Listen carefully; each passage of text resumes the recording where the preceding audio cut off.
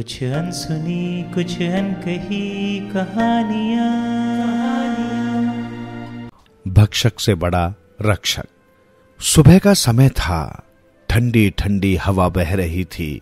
मगध के राजकुमार सिद्धार्थ राजमहल के बाग में घूम रहे थे। राजकुमार को लोग प्यार से गौतम पुकारते थे। उनके साथ उनका चचेरा भाई देवदत्त भी था। गौतम बहुत दयालु स्वभाव के थे।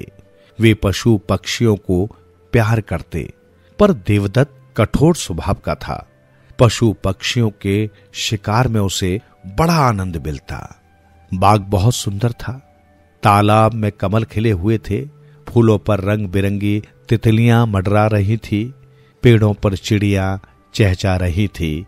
राजकुमार गौतम को देखकर बाग के खरगोश और हिरन उनके चारों ओर जमा हो गए। गौतम ने बड़े प्यार से उन्हें हरी हरी घास खिलाई। उसी बीच देवदत्त ने एक तितली पकड़ उसके पंख काट डाले। गौतम को बहुत दुख हुआ। ये क्या देवदत्त, तुमने तितली के पंख क्यों काटे? मैं इसे धागा बांधकर नचाऊंगा, बड़ा मजा आएगा। देवदत्त हंस रहा था। नहीं देवदत्त, ये ठीक बात नहीं है। भगवान ने तितली को पंख उड़ने के लिए दिए हैं। उसके पंख काटकर तुमने अपराध किया है। गौतम ने कहा, अगर तुम तितली और चिड़ियों के बारे में सोचते रहे तो राजा कैसे बन सकोगे गौतम? तुम खरगोश से खेलो, मैं किसी पक्षी का शिकार करता हूं। हंसता हुआ देवदत्त बाग की दूसरी ओर चला गया। गौतम सोच में डूबे बाग में घूम रहे थे। तभी आकाश में सफेद हंस उड़ते हुए दिखाई दिए। सारे हंस पंक्ति बनाकर उड़ रहे थे। उनकी आवाज समझ पाना संभव नहीं था। ऐसा लग रहा था जैसे वे खुशी के गीत गा रहे हों। गौतम हंसों को प्यार से देख रहे थे। अचानक हंस चीख पड़े। हंसों की पंक्ति टूट गई थी। अचानक खून से लथपथ एक हंस गौतम के पांव के पास आ गिरा। हंस के शरीर में एक बाण लगा हुआ था। घायल हंस कष्ट से करहा रहा था। गौतम को लगा मानो हंस उनसे दया की भीख मांग रहा हो। हंस के कष्ट से गौतम को बहुत दुख हुआ। वे सोचने लगे, कुछ देर पहले ये हंस कितना खुश था। अपने साथियों के साथ गीत गाता आकाश में उड़ रहा था। एक बाण ने इसे इसके साथियों से अलग कर दिया। यह अन्याय किसने किया? गौतम ने बड़ी सावधानी से उसके शरीर से बाण बाहर निकाल दिया। उसके घाव को धोकर साफ किया। प्यार पाकर हंस ने गौतम की गोद में सिर छिपा लिया। तभी बाग के दूसरी ओर से देवदत्त तेजी से दौड़ता हुआ आया। उसे आता देख हंस डर से सिहर गया। गौतम के पास आकर देवदत्त ने तेज आवाज में कहा, सिद्धार्थ, ये हंस मेरा है। मैंने इसे बाण मारकर गिराया है। नहीं देवदत्त, ये हंस मेरी शरण में आया है। ये हंस मेरा है। गौतम ने शांति से जवाब दिया। बेकार की बातें मत करो गौतम, मैंने इसका शिकार किया है। हंस मुझे दे दो। देवदत्त ने गुस्से से कहा, मैं ये हंस तुम्हें नहीं दूंगा देवदत्त, इसे मैंने बचाया है। इस हंस पर तुम्हारा कोई अधिकार नहीं है। गौतम अपनी बात पर अटल थे। गौतम और देवदत्त के बीच बहस छिड़ गई। दोनों ही अपनी बात पर अड़े थे। अंत में देवदत्त ने कहा, ठीक है, चलो महाराज के पास, वे ही हमारा न्याय करेंगे। दोनों बालक गौतम के पिता महाराज शुद्धोधन के पास पहुंचे। देवदत्त बहुत क्रोध में था, पर गौतम शांत थे। देवदत्त ने महाराज से कहा, महाराज, मैंने आकाश में उड़ते हुए इस हंस का शिकार किया है। इस हंस पर मेरा अधिकार है। मुझे मेरा हंस दिलाया जाए। महाराज ने गौतम से कहा, राजकुमार गौतम, तुम्हारा भाई ठीक कहता है। शिकार किए गए पक्षी पर शिकारी का हक होता है। देवदत्त का हंस उसे दे दो। नहीं महाराज, मारने वाले से बचाने वाला ज्यादा बड़ा होता है। देवदत्त ने इस हंस के प्राण लेने चाहे, पर मैंने इसकी जान बचाई है। अब आप ही बताइए, इस हंस पर किसका अधिकार होना चाहिए? गौतम ने पूछा। महाराज सोच में पड़ गए। उन्हें गौतम की बात ठीक लगी। प्राण लेने वाले से जीवन देने वाला अधिक महान होता है। उन्होंने कहा, गौतम ठीक कहता है। इस हंस के प्राण गौतम ने बचाए हैं, इसलिए इस हंस पर गौतम का अधिकार है। क्रोधित होकर देवदत्त ने प्रश्न किया, अगर हंस मर जाता तो क्या आप ये हंस मुझे दे देते महाराज? हां, तब ये हंस तुम्हारा शिकार होता और तुम्हें तुम्हारा हंस जरूर दिया जाता। बड़ी शांति से महाराज ने समझाया। गौतम ने प्यार से हंस को सीने से चिपटा लिया। हंस ने खुश होकर चैन की सांस ली। महाराज ने हंस की प्रसन्नता देखी। अचानक उनके मुंह से निकला, भक्षक से रक्षक बड़ा है। एक भक्त ऐसा भी, एक ब्राह्मण था तथा महान भक्त था। वो मंदिर की पूजा में बहुत शानदार सेवा पेश करना चाहता था, लेकिन उसके पास धन नहीं था। एक दिन की बात है, वो भागवत पाठ में बैठा हुआ था और उसने सुना कि नारायण मन में भी पूजे जा सकते हैं।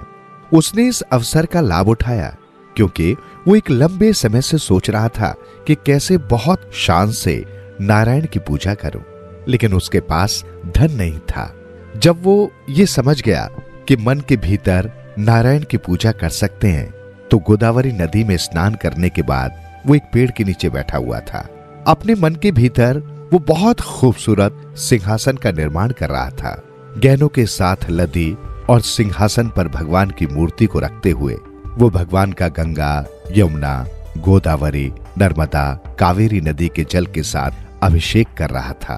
फिर बहुत अच्छी तरह से भगवान का श्रृंगार कर रहा था और फूल माला के साथ पूजा कर रहा था। वो बहुत अच्छी तरह से भोजन पका रहा था और वो मीठे चावल पका रहा था। वो परखना चाहता था क्या वो बहुत गर्म थे, क्योंकि भोजन बहुत गर्म नहीं लिया जाता है। तो उसने भोजन में अपनी उंगली डाली और उसकी उंगली जल गई। तब उसका ध्यान टूटा, क्योंकि वहां कुछ भी नहीं था, केवल अपने मन के भीतर वो सब कुछ कर रहा था। लेकिन उसने अपनी उंगली जली हुई देखी तो वो चकित रह गया। इस तरह बैकुंठ से नारायण मुस्कुरा रहे थे। देवी लक्ष्मी जी ने पूछा, आप क्यों मुस्कुरा रहे हैं? मेरा एक भक्त अति प्रभावी मानस पूजन कर रहा है। मेरे अन्य धनिक भक्त सब उच्च साधनों से, सामग्रियों से मेरी अर्चना करते हैं, लेकिन मन भटकता रहता है। इस समर्पित भक्त का वास बैकुंठ में होना चाहिए। अतः मेरे दूतों को तुरंत भेजो उसे बैकुंठ लाने के लिए। साथियों, भक्ति योग इतना अच्छा है कि भले ही आपके पास भगवान की भव्य पूजा के लिए साधन न हो, आप मन के भीतर ये कर सकते हो। ये भी संभव है।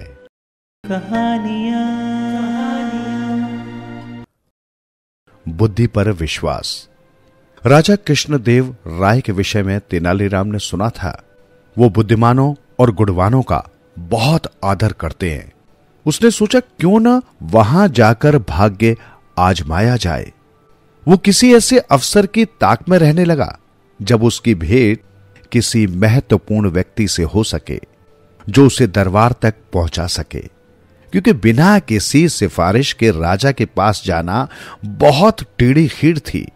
भाग्य से मंगलगिरी नामक स्थान पर तेनालीराम की राजा कृष्णदेव राय के राजगुरु ताताचारी से मुलाकात हुई। उसने उनकी खूब सेवा की, साथ ही अपनी समस्या भी उन्हें कह सुनाई। राजगुरु बहुत चालाक आदमी था। वो रामालिंग की सेवा के बदले उससे खूब लंबे चौड़े वादे करता था। रामालिंग अर्थात तेनालीराम ने उसकी बातों पर विश्वास कर लिया, जबकि मन ही मन वो उससे जलता था। उसने सोचा कि इतना बुद्धिमान और विद्वान व्यक्ति राजा के दरबार में आ गया तो उसकी कीमत गिर जाएगी। पर जाते समय उसने वादा किया कि जब भी उचित अवसर मिलेगा वो राजा से परिचित कराने के लिए बुलवा लेगा। तेनालीराम राजगुरु के बुलावे की बड़ी उत्सुकता से प्रतीक्षा करने लगा, लेकिन बुलावा न आना था न आया। लोग उस पर छींटे कसने लगे, कोई कुछ कहता, कोई कुछ। पहले पहल तो तेनालीराम उसकी बातें हंसकर टाल देता, लेकिन जैसे जैसे समय बीतता गया उसका राजगुरु पर से विश्वास उठता गया। बहुत दिनों तक राजगुरु के बुलावे की प्रतीक्षा करने के बाद निराश होकर उसने स्वयं ही विजयनगर जाने का फैसला किया। उसने अपना घर और सब सामान बेचकर यात्रा का खर्च जुटाया और अपनी मां, पत्नी और बच्चे को लेकर विजयनगर की ओर रवाना हो गया। कोड़ीवीड़ नामक स्थान पर तेनालीराम की भेंट वहां के राज प्रमुख से हुई, जो विजयनगर के प्रधानमंत्री का संबंधी था। उसने बताया कि महाराज बहुत गुणवान, विद्वान और उदार हैं, लेकिन उन्हें जब क्रोध आता है तो देखते ही देखते सिर धड़ से अलग कर दिए जाते हैं। जब तक मनुष्य खतरा मोल न ले वो सफल नहीं हो सकता। मैं अपना सिर बचा सकता हूं। तेनालीराम के स्वर में आत्मविश्वास था। राज प्रमुख ने उसे भी बताया कि प्रधानमंत्री भी गुणी व्यक्ति का आदर करते हैं, पर ऐसे लोगों के लिए उनके यहां कोई स्थान नहीं जो अपनी सहायता आप न कर सके। 4 महीने की लंबी यात्रा के बाद तेनालीराम अपने परिवार के साथ विजयनगर पहुंचा। उसने कुछ दिन ठहरने के लिए एक परिवार से प्रार्थना की। वहां अपनी मां, पत्नी और बच्चे को छोड़कर वो राजगुरु के यहां पहुंचा। वहां भीड़ का कोई ठिकाना ही न था। तेनालीराम ने एक नौकर को संदेश भेजा कि उनसे कहो कि तेनाली गांव से रामालिंग नाम का एक आदमी आया है। नौकर ने वापस आकर कहा, राजगुरु ने कहा है कि वो इस नाम के किसी व्यक्ति को नहीं जानते। तेनालीराम बहुत हैरान हुआ। वो नौकरों को पीछे हटाता हुआ सीधा राजगुरु के पास पहुंचा। राजगुरु, क्या आपने मुझे पहचाना नहीं? मैं रामालिंग हूं, जिसने मंगलगिरी में आपकी सेवा की थी। राजगुरु भला उसे कब पहचानना चाहता था। उसने नौकरों से चिल्लाकर कहा, मैं नहीं जानता, ये कौन आदमी है? इसे धक्के देकर बाहर निकालो। नौकरों ने तेनालीराम को धक्के देकर बाहर निकाल दिया। चारों ओर खड़े लोग ये दृश्य देखकर ठाके लगा रहे थे। उसका कभी ऐसा अपमान नहीं हुआ था। उसने मन ही मन ये फैसला किया कि वो राजगुरु से अपने इस अपमान का बदला अवश्य लेगा, लेकिन इससे पहले राजा का दिल जीतना जरूरी था। दूसरे दिन वो राज दरबार में जा पहुंचा। उसने देखा कि वहां बड़े जोरों का वाद विवाद हो रहा है। संसार क्या है, जीवन क्या है, ऐसी बड़ी बड़ी बातों पर बहस हो रही थी। एक पंडित ने अपने विचार प्रकट करते हुए कहा, यह संसार एक धोखा है। हम जो देखते, सुनते हैं, महसूस करते हैं, चखते या सूंघते हैं, केवल ये हमारे विचार में है। असल में ये सब कुछ होता नहीं, लेकिन हम सोचते हैं कि होता है। क्या सचमुच होता है? तेनालीराम ने हैरान होकर पूछा। यही बात हमारे शास्त्रों में भी कही गई है। पंडित जी ने थोड़ा ऐंठ दिखाते हुए कहा। सब लोग चुप बैठे थे। शास्त्रों में जो कहा है वो झूठ कैसे हो सकता है? तेनालीराम शास्त्रों से अधिक अपनी बुद्धि पर विश्वास करता था। उसने वहां बैठे सभी लोगों से कहा, यदि ऐसी बात है तो हम क्यों न पंडित जी के इस विचार की सच्चाई की जांच कर लें। हमारे उदार महाराज की ओर से आज जो दावत दी जा रही है उसे हम जी भरकर खाएंगे। पंडित जी से प्रार्थना है कि वो बैठे रहें और सोचे कि वो भी खा रहे हैं। तेनालीराम की बात पर जोर का ठाका लगा। पंडित जी की सूरत देखते ही बनती थी। महाराज तेनालीराम पर इतने प्रसन्न हुए कि उसे स्वर्ण मुद्राओं की एक थैली भेंट की और उसी समय तेनालीराम को राजा का विदूषक बना दिया। सब लोगों ने तालियां बजाकर महाराज की घोषणा का स्वागत किया। साथ ही सबने तेनालीराम को बधाई भी दी। तेनालीराम का विदूषक के रूप में स्वागत करने और बधाई देने में राजगुरु भी शामिल था। 2 पोटली।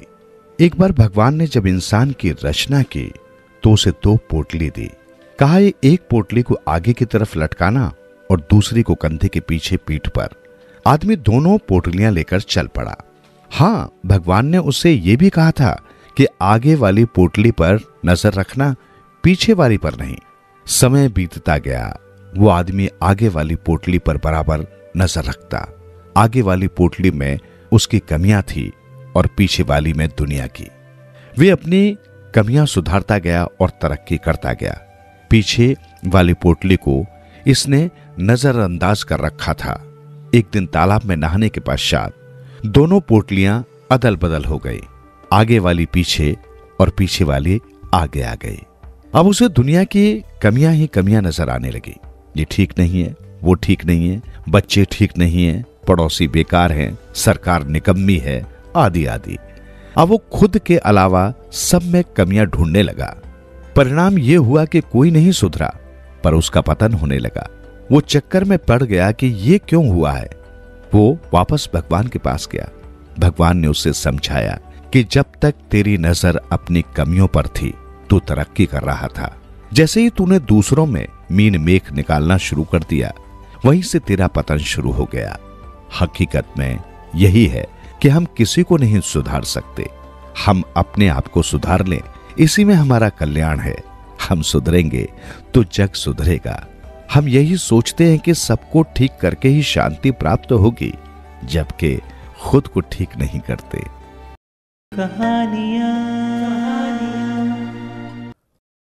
चालाक प्रेमी। रामगढ़ राज्य में चंद्रगुप्त नाम का राजा राज्य करता था।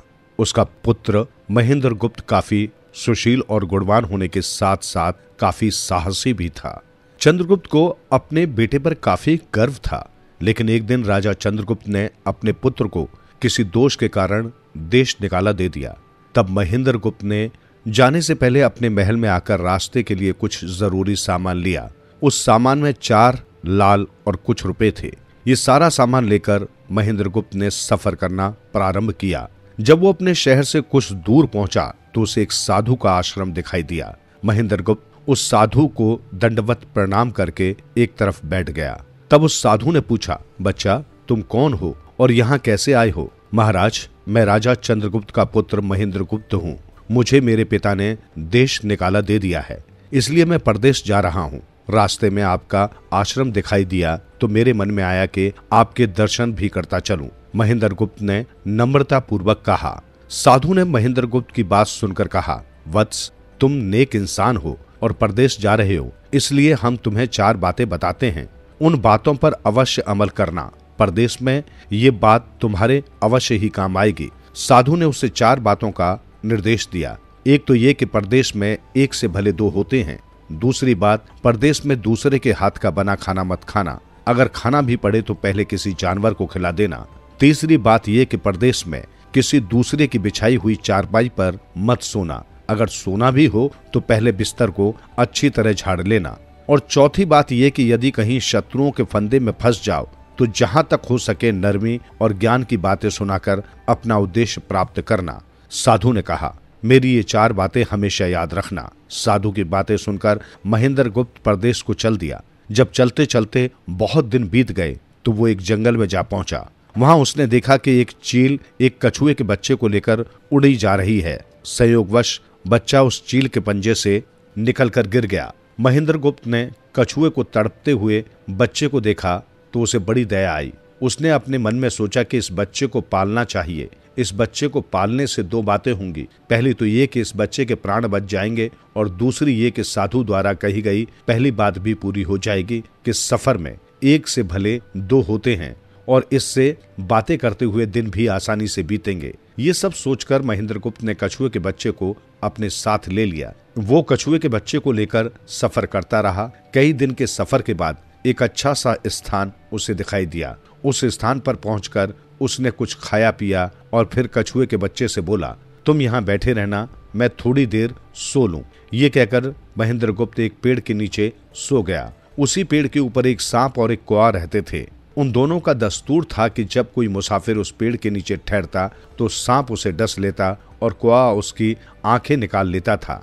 जब महेंद्र गुप्त सो गया तो उस सांप ने आकर उसे डस लिया और स्वयं पेड़ पर चढ़ गया। कुछ देर बाद जब कछुए की नजर महेंद्र गुप्त पर पड़ी तो वो उसे मरा हुआ देखकर बहुत घबराया और महेंद्र गुप्त के सिर पर बैठकर रोने लगा। तभी कौवा भी पेड़ से नीचे उतरा और जैसे ही उसने महेंद्र गुप्त की आंख निकालनी चाहिए वैसे ही कछुए ने झपटकर कौवे की गर्दन को मुंह से पकड़ लिया। कौवे ने बहुत जोर लगाया मगर कछुए ने उसे नहीं छोड़ा। तब कौवे ने सांप को पुकारा। कौवे की आवाज सुनकर सांप आ गया। उसने बड़े जोर से कछुए की पीठ पर डंक मारा, परंतु कछुए ने अपना मुंह भीतर कर लिया। सांप ने कई बार कछुए की पीठ पर डंक मारा, किंतु हर बार कछुआ अपना मुंह अंदर करता रहा और उसका कुछ नहीं बिगड़ा। जब कछुए पर सांप का बस नहीं चला तो उसने कछुए से कहा, तुम मेरे मित्र को छोड़ दो, तूने मेरे मित्र को डसा है, इसलिए मैं भी तेरे मित्र की जान लूंगा। कछुए ने कहा, तू मेरे मित्र को छोड़ दे तो मैं तेरे मित्र को जीवित कर दूंगा। ये कहकर सर्प ने काटी हुई जगह पर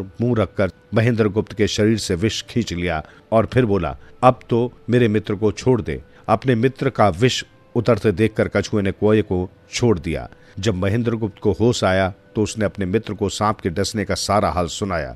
ये सुनकर महेंद्रगुप्त ने मन में सोचा कि साधु की एक बात तो काम आई कि एक से भले दो होते हैं। वो फिर आगे बढ़ा और कुछ दिनों के बाद समुद्र के किनारे जा पहुंचा।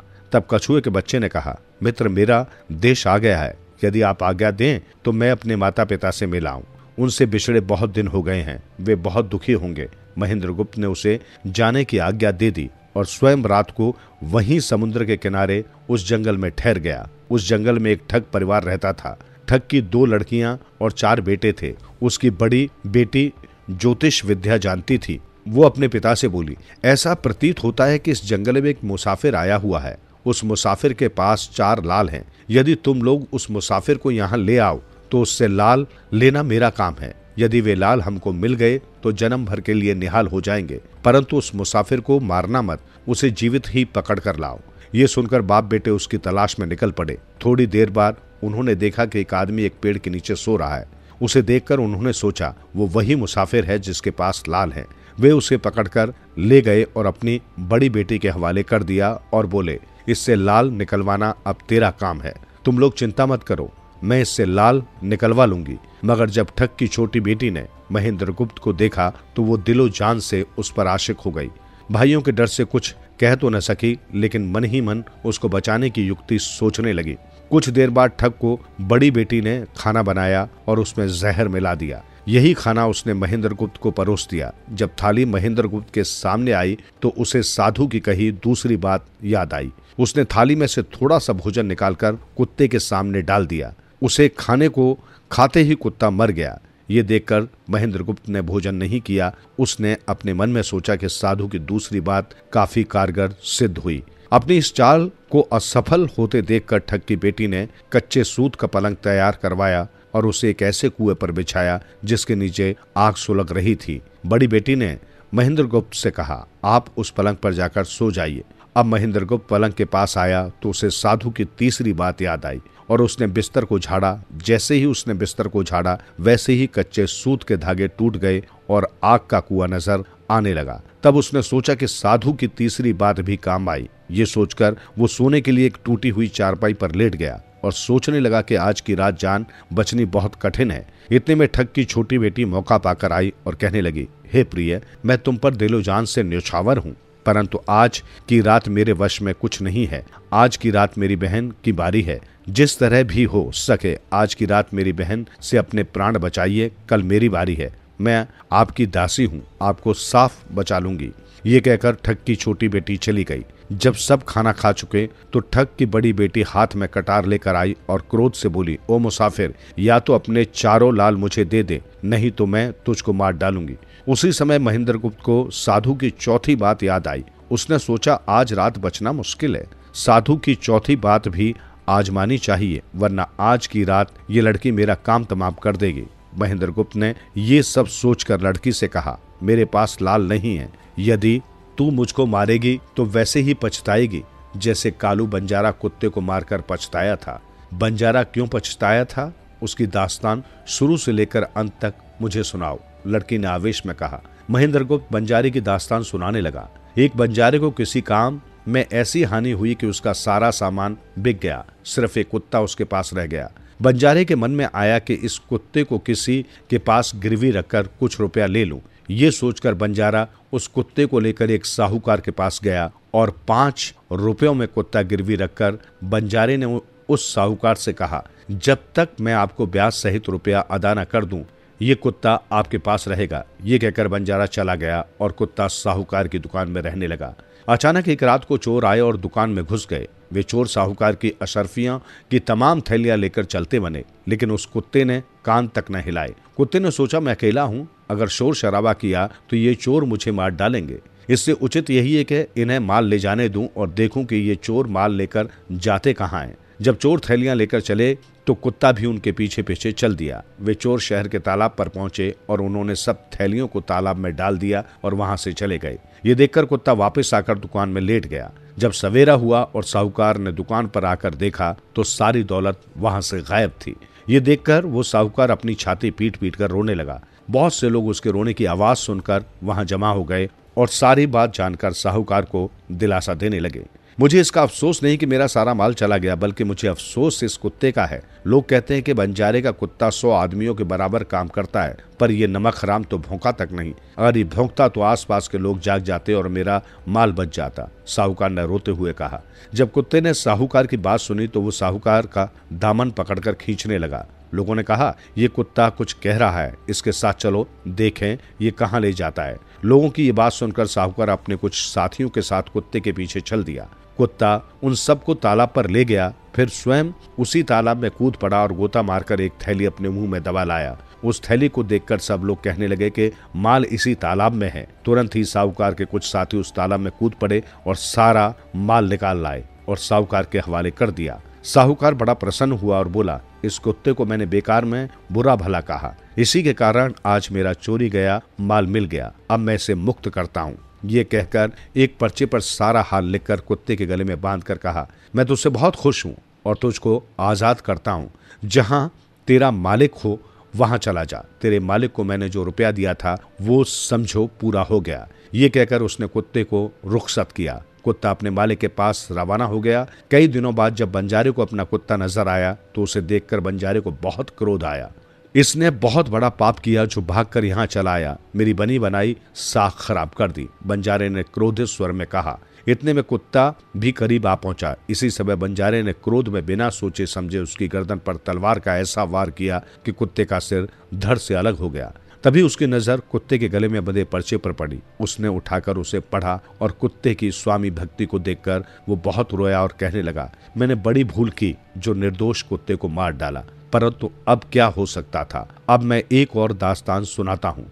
इतनी दास्तान कहते कहते सवेरा हो गया। तब ठग की बेटी ने महेंद्र गुप्त से कहा, आज की रात तो तूने मुझे बातों में लगाकर अपनी जान बचा ली, परंतु आज मेरी बहन की बारी है, वो तुझे हरगिज जीवित नहीं छोड़ेगी। ये सुनकर ठग की छोटी बेटी बहुत प्रसन्न हुई और अपनी बहन को दिखाने के लिए ऊपरी मन से बोली, तुम निश्चित रहो बहन, मैं इससे लाल लिए बगैर छोड़ने वाली नहीं। ये कहकर वो महेंद्र गुप्त के पास गई और बोली, भगवान का शुक्र है जो तूने चालाकी से अपनी जान बचा ली। हमारी ये रीति है कि मेरे भाई और बाप मुसाफिरों को पकड़ कर लाते हैं और हम अपनी चालाकी से उससे माल हत्या कर उसे मार डालते हैं। उसने फिर आगे कहा, आज मेरी बारी है, मैं दिलो जान से तेरी दासी हूँ, तुझे जैसा अच्छा लगे वैसा ही कर। ये सुनकर महेंद्र गुप्त बोला, प्रिय, जब से मैंने तुम्हें देखा है तब से हर ओर तुम दिखाई देती हो और दिल करता है कि हर पल तुम्हारे पास ही रहूं। तुमसे मेरे दिल का हाल छिपा हुआ नहीं है। उसकी बात सुनकर ठग की बेटी ने कहा, आप कहते हैं कि मुझसे कुछ भी छिपा हुआ नहीं है, तो फिर वे लाल कहाँ हैं? वे चारों लाल मेरी जांग में है, अगर तुम निकालना चाहो तो निकाल लो। महेंद्र गुप्त ने अपनी जांग उसकी ओर बढ़ाते हुए कहा, प्यारे, वो लाल तुम्हें ही मुबारक हो, मैं तो तुम्हारी दासी हूँ और तुम्हारे दर्शनों की प्यासी हूँ। ठग की छोटी बेटी ने उसके गले में बाहें डाल दी। ये सुनकर महेंद्र गुप्त ने कहा, जो कुछ तुमने कहा है वो सब तुम्हारे दिल की भावनाएं हैं, लेकिन यहाँ रहकर मेरा तुम्हारा प्रेम आगे बढ़ पाना कठिन है, क्योंकि जब तुम्हारे बाप और भाइयों को इसका पता चलेगा तो हम दोनों की खैर नहीं। अगर तुम्हारी इच्छा हो तो यहाँ से भाग निकलना ही उचित है। मुझे यहाँ से चलने में कोई आपत्ति नहीं। यहाँ से निकलने का एक ही उपाय है। मेरे पिता के पास 2 सारनियां हैं, एक तो दिन भर में 60 कोस चलती है और दूसरी दिन भर में 100 कोस चलती है। तुम उनमें से बड़ी वाली को खोज लाओ, उसी पर बैठकर हम दोनों निकल चलेंगे और इस प्रकार मेरे घर वाले भी हमको नहीं पकड़ सकेंगे। छोटी बेटी ने महेंद्र गुप्त को मशवरा देते हुए कहा। ये सुनकर महेंद्र गुप्त सारणी खोलने चला गया। महेंद्र गुप्त सारणी ले तो आया, मगर जल्दबाजी में वो बड़ी के स्थान पर छोटी सारणी ले आया। ठग की बेटी बहुत सामान लेकर सारणी पर बैठ गई। महेंद्र गुप्त भी बैठ गया और दोनों चल दिए। सारणी जब चलते चलते 60 कोस पहुंची तो जंगल में रुककर खड़ी हो गई। इसी बीच जंगल में सारणी को खड़ा देखकर महेंद्र गुप्त व उसकी प्रेमिका के होश उड़ गए।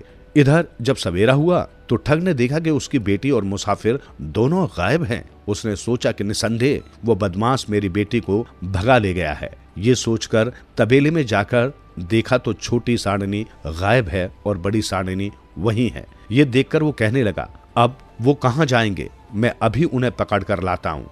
ये कहकर सारणी पर सवार होकर उसने उसे तेजी से दौड़ा दिया और थोड़ी ही देर में जंगल में उस स्थान पर जा पहुंचा जहां वे दोनों ठहरे थे। महेंद्र गुप्त ने जब उसको आते देखा तो बहुत घबराया और कहने लगा, देखो तुम्हारे पिताजी आ रहे हैं, अब उनसे अपनी और तुम्हारी जान बचानी मुश्किल पड़ जाएगी। लड़की ने कहा, घबराओ नहीं और पेड़ पर चढ़ जाओ। जब मेरा बाप तुम्हें पकड़ने के लिए आएगा और पेड़ पर चढ़ेगा तो मैं बड़ी सारणी पर चढ़कर सारणी को तुम्हारे डाल के नीचे खड़ा कर दूंगी। तुम कूदकर उस पर बैठ जाना। इस प्रकार हम दोनों बचकर साफ निकल जाएंगे। ये सुनकर महेंद्र गुप्त पेड़ पर चढ़ गया। इतने में ठग भी वहां आ पहुंचा। महेंद्र गुप्त को पेड़ पर चढ़ा देखकर ठग सारणी से उतरा और उसने पकड़ने के लिए पेड़ पर चढ़ने लगा। इधर मौका पाते ही ठग की बेटी सारणी पर चढ़कर उसे महेंद्र गुप्त की डाल के नीचे पेड़ के पास ले आई। महेंद्र गुप्त कूदकर उस पर बैठ गया। फिर दोनों चल दिए। ठग देखता ही रह गया। महेंद्र गुप्त वहां से चलकर कई दिनों के बाद एक शहर में पहुंचा और वो ठग की बेटी के साथ बहुत दिनों तक ऐशो आराम के दिन गुजारता रहा। जब महेंद्र गुप्त को वहां रहते हुए बहुत दिन हो गए और उसके देश निकालने की अवधि भी पूरी हो गई, तब वो सोचने लगा, अब अपने देश की ओर चलना चाहिए, किंतु इस लड़की को साथ लेकर कैसे जाऊं? इसे साथ देखकर पिताजी फिर से देश निकाला दे देंगे। ये सोचकर उसने लड़की को मारकर कमरे में बंद किया और स्वयं तमाम माल दौलत लेकर चल दिया। मैना ने कहा, तू ही देख तोते, ठग की बेटी ने चंद्रगुप्त के साथ कैसा व्यवहार किया, उसके प्राण भी बचाए और साथ में लाल भी। इस सब के बदले में उसे अपने प्राण गंवाने पड़े, इसलिए मैं मर्दों से घृणा करती हूँ। तोते ने कहा, तेरा कहना सच है, लेकिन मैं भी एक दास्तान सुनाता हूँ, जरा गौर से सुन।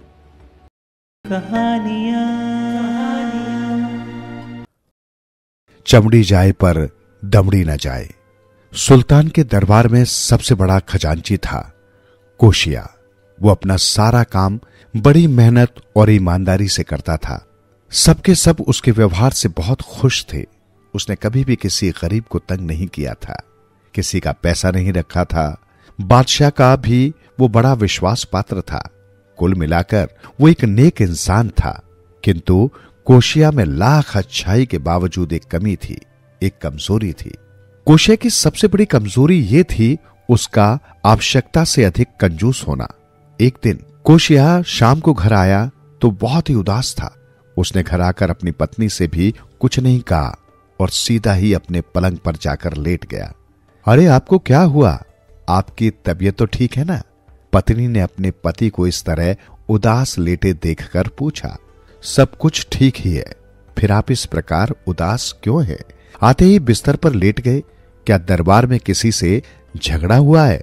नहीं तो फिर क्या मैं इस उदासी का कारण जान सकती हूँ? प्रिय, तुम क्या करोगी ये सब जानकर? अच्छा तो यही है कि तुम कुछ भी न जानो, बस मुझे ऐसे ही पड़ा रहने दो। प्राणनाथ, ये कैसे हो सकता है? मैं संसार भर के दुख सहन कर सकती हूँ, किंतु आपकी उदासी नहीं। आप स्वयं ही सोचो कि कोई औरत अपने पति को उदास देख सकती है? प्रिय राधा, अब मैं तुम्हें क्या बताऊं कि मैं जब रास्ते में आ रहा था तो बाजार में हलवाई की दुकान पर कुछ लोग मजे से पूड़े खा रहे थे, तो आप खा लेते। खाता कैसे? क्यों, खाने में क्या परेशानी थी? उसे पैसे भी तो देने पड़ते। आप राजा के खजांची हैं, भला आपके पास कोई धन की कमी है? आप जो चाहे खा सकते हैं, मगर इतने रुपए मैं एकदम से कैसे खर्च कर सकता हूं? राजा जी का खजांची होने का मतलब ये तो नहीं कि मैं धन को उड़ाता रहूं। यदि ऐसी बात है तो मैं आपको अपने हाथों से घर पर ही पूड़े बनाकर खिला देती हूं। मेरे हाथों के गर्म गर्म बने पूड़े खाओगे तो उंगलियां चाटते रह जाओगे। राधा, क्या तुम पूड़े बना सकते हो? हाँ हाँ, क्यों नहीं। देखो, आज मैं पूड़े बनाती हूँ, इनमें से कुछ पूड़े पड़ोसियों के घर भी भेज देंगे, कितने खुश होंगे वे। नहीं नहीं राधा, मेरे घर का नुकसान मत करो, ये पूड़े बांटने के लिए थोड़े ही होते हैं। अच्छा, पड़ोसियों को नहीं देंगे, बस मैं बच्चों के लिए और अपने दोनों के लिए बना लेती हूँ। नहीं नहीं, इन पर भी अधिक खर्च होगा। फिर तुम ये बात तो भली भांति जानती ही हो कि आजकल बच्चों को यदि अधिक खाने को देते रहो तो उनकी आदतें बिगड़ जाती हैं, पेट भी खराब हो जाता है। पत्नी अपने कंजूस पति की आदतों को अच्छी तरह जानती थी। उसकी इन आदतों की वजह से ही उसके विषय में लोग कहते थे, चमड़ी जाए पर दमड़ी न जाए। अरे भगवान, तू क्या सोच रही है? कुछ नहीं, मैं तो केवल यही सोच रही थी कि आज मैं आपके लिए बढ़िया पूड़े बनाती हूँ, हम दोनों आराम से बैठकर खाएंगे। मगर भगवान, वो कुछ कहते कहते रुक गया। कहो, रुक क्यों गए? बात यह है कि मैं सोच रहा हूँ। क्या सोच रहे हैं आप? ये कि पूड़े खाने को मेरा ही तो मन कर रहा है।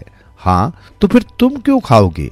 मेरा मतलब है, केवल मेरा मन जिस चीज को करे वो मुझे ही खानी चाहिए।